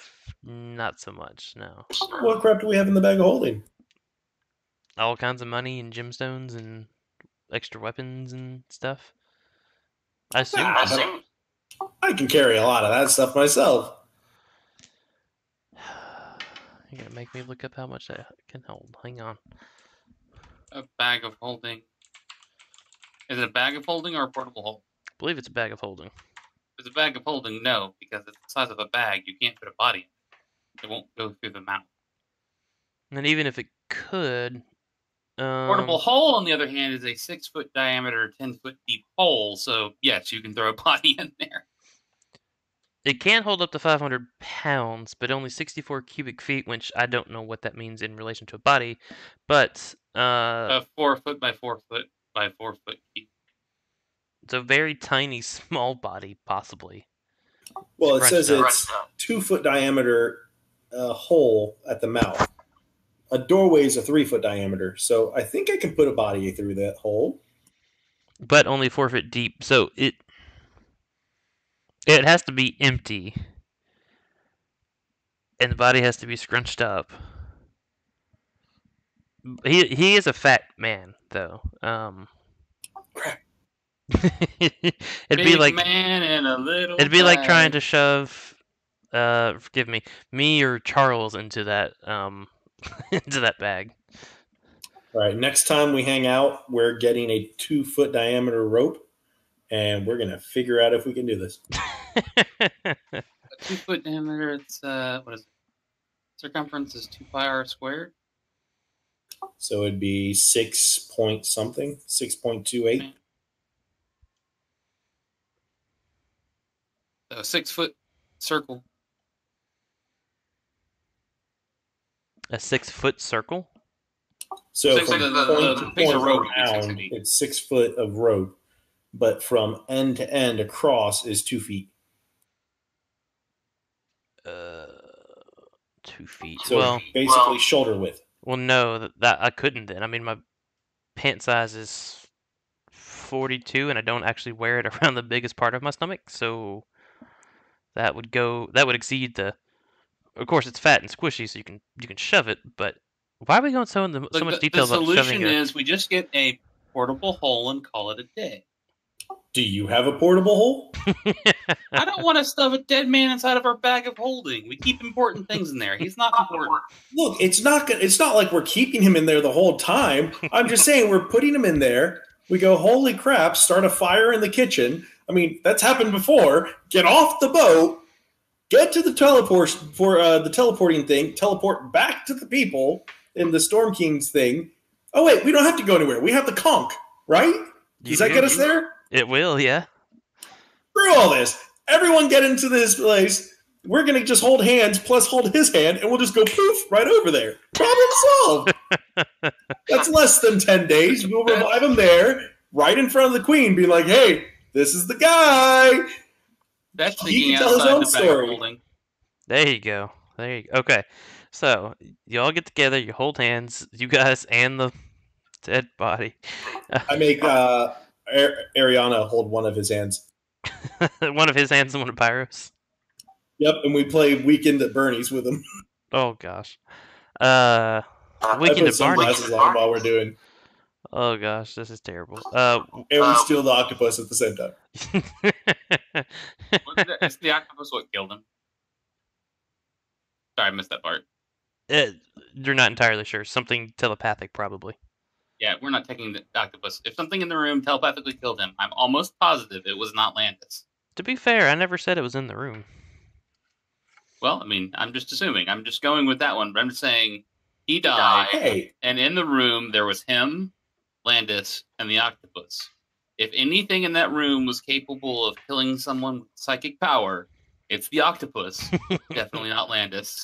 I take offense to that, and I cast Wrathful Smite. No, don't make But another I dead got body. psychic damage. Anyways, teleport. Okay, so all of you guys, not the octopus, poor octopus, and the dead body, teleport back to that rune back at the maelstrom. And that is a fantastic place to end for the evening. He was gentle repose, though, right? Just Yes. want to make sure he's nice and fresh. He's For 10 nice and days. fresh. And we have access to resurrection now, so She's got access to raise dead, which would work on him. I have Revivify as well. That would work if she cast it within, what was it, a minute? But does gentle repose allow us to raise him after that time period? Yes, gentle repose would extend the revivify and the raise dead time frame. If you had another scroll of resurrection, it would be very easy to. I mean, it would take another DC check from Ryan, but you guys were able to do that really easily. John's got their own priests. Yeah, we're good. General We can repose. decide. We're good for 10 days to figure out how we want to bring him back. Yeah, the queen can decide if she wants to raise him from the dead or if she just wants to speak with the dead, because that's a much lower level spell, and A little bit. So, yeah, we'll call it quits there. That gets us set up nicely for next time. I will go ahead and say level 10. Woohoo! Holy Avenger. I didn't say anything about that. Nothing about that.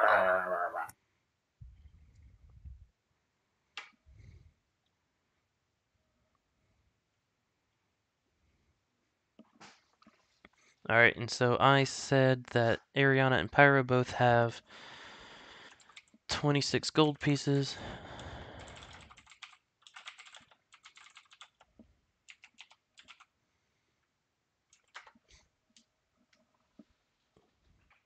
Oh, and you would have gotten paid once the ship docked, so you also skip out on your day's work. Or the wages for the day's work. Oh no, our 4 gold pieces. I pull out the 4 gold or the 2 gold per person and go, here you go. I'll give you from my winnings of 448 gold. You guys don't spend it all in one place. Just to be honest, if I'm in any place long enough that has people in it where you would spend money, generally pocket money is not a problem. Not with those performance checks, they're not.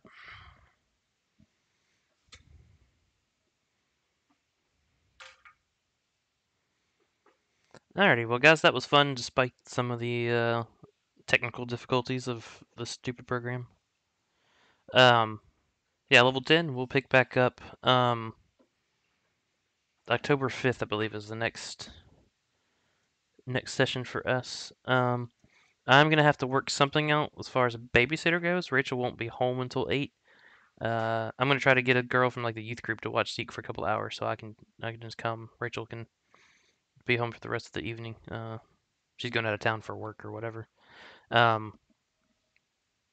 If push comes to shove, I'll have to watch Seek while doing the first hour, but I really don't want to do that. Just I don't know that I can DM and father at the same time.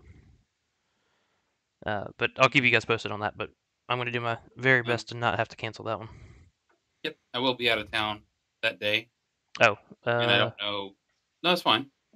I'll have to see how the internet works. Okay. Last year it was fine, but yeah, I'll just be packing up that day. I'll be doing that day the same thing I did today, which is packing up, getting ready to come back. Okay, and you're okay to play then, assuming Yeah, internet. And... Yep. Okay. All right. Well, I will keep you guys posted, but it shouldn't be a problem. All right. Peace out. All right, guys. Stopping the stream and ending the session.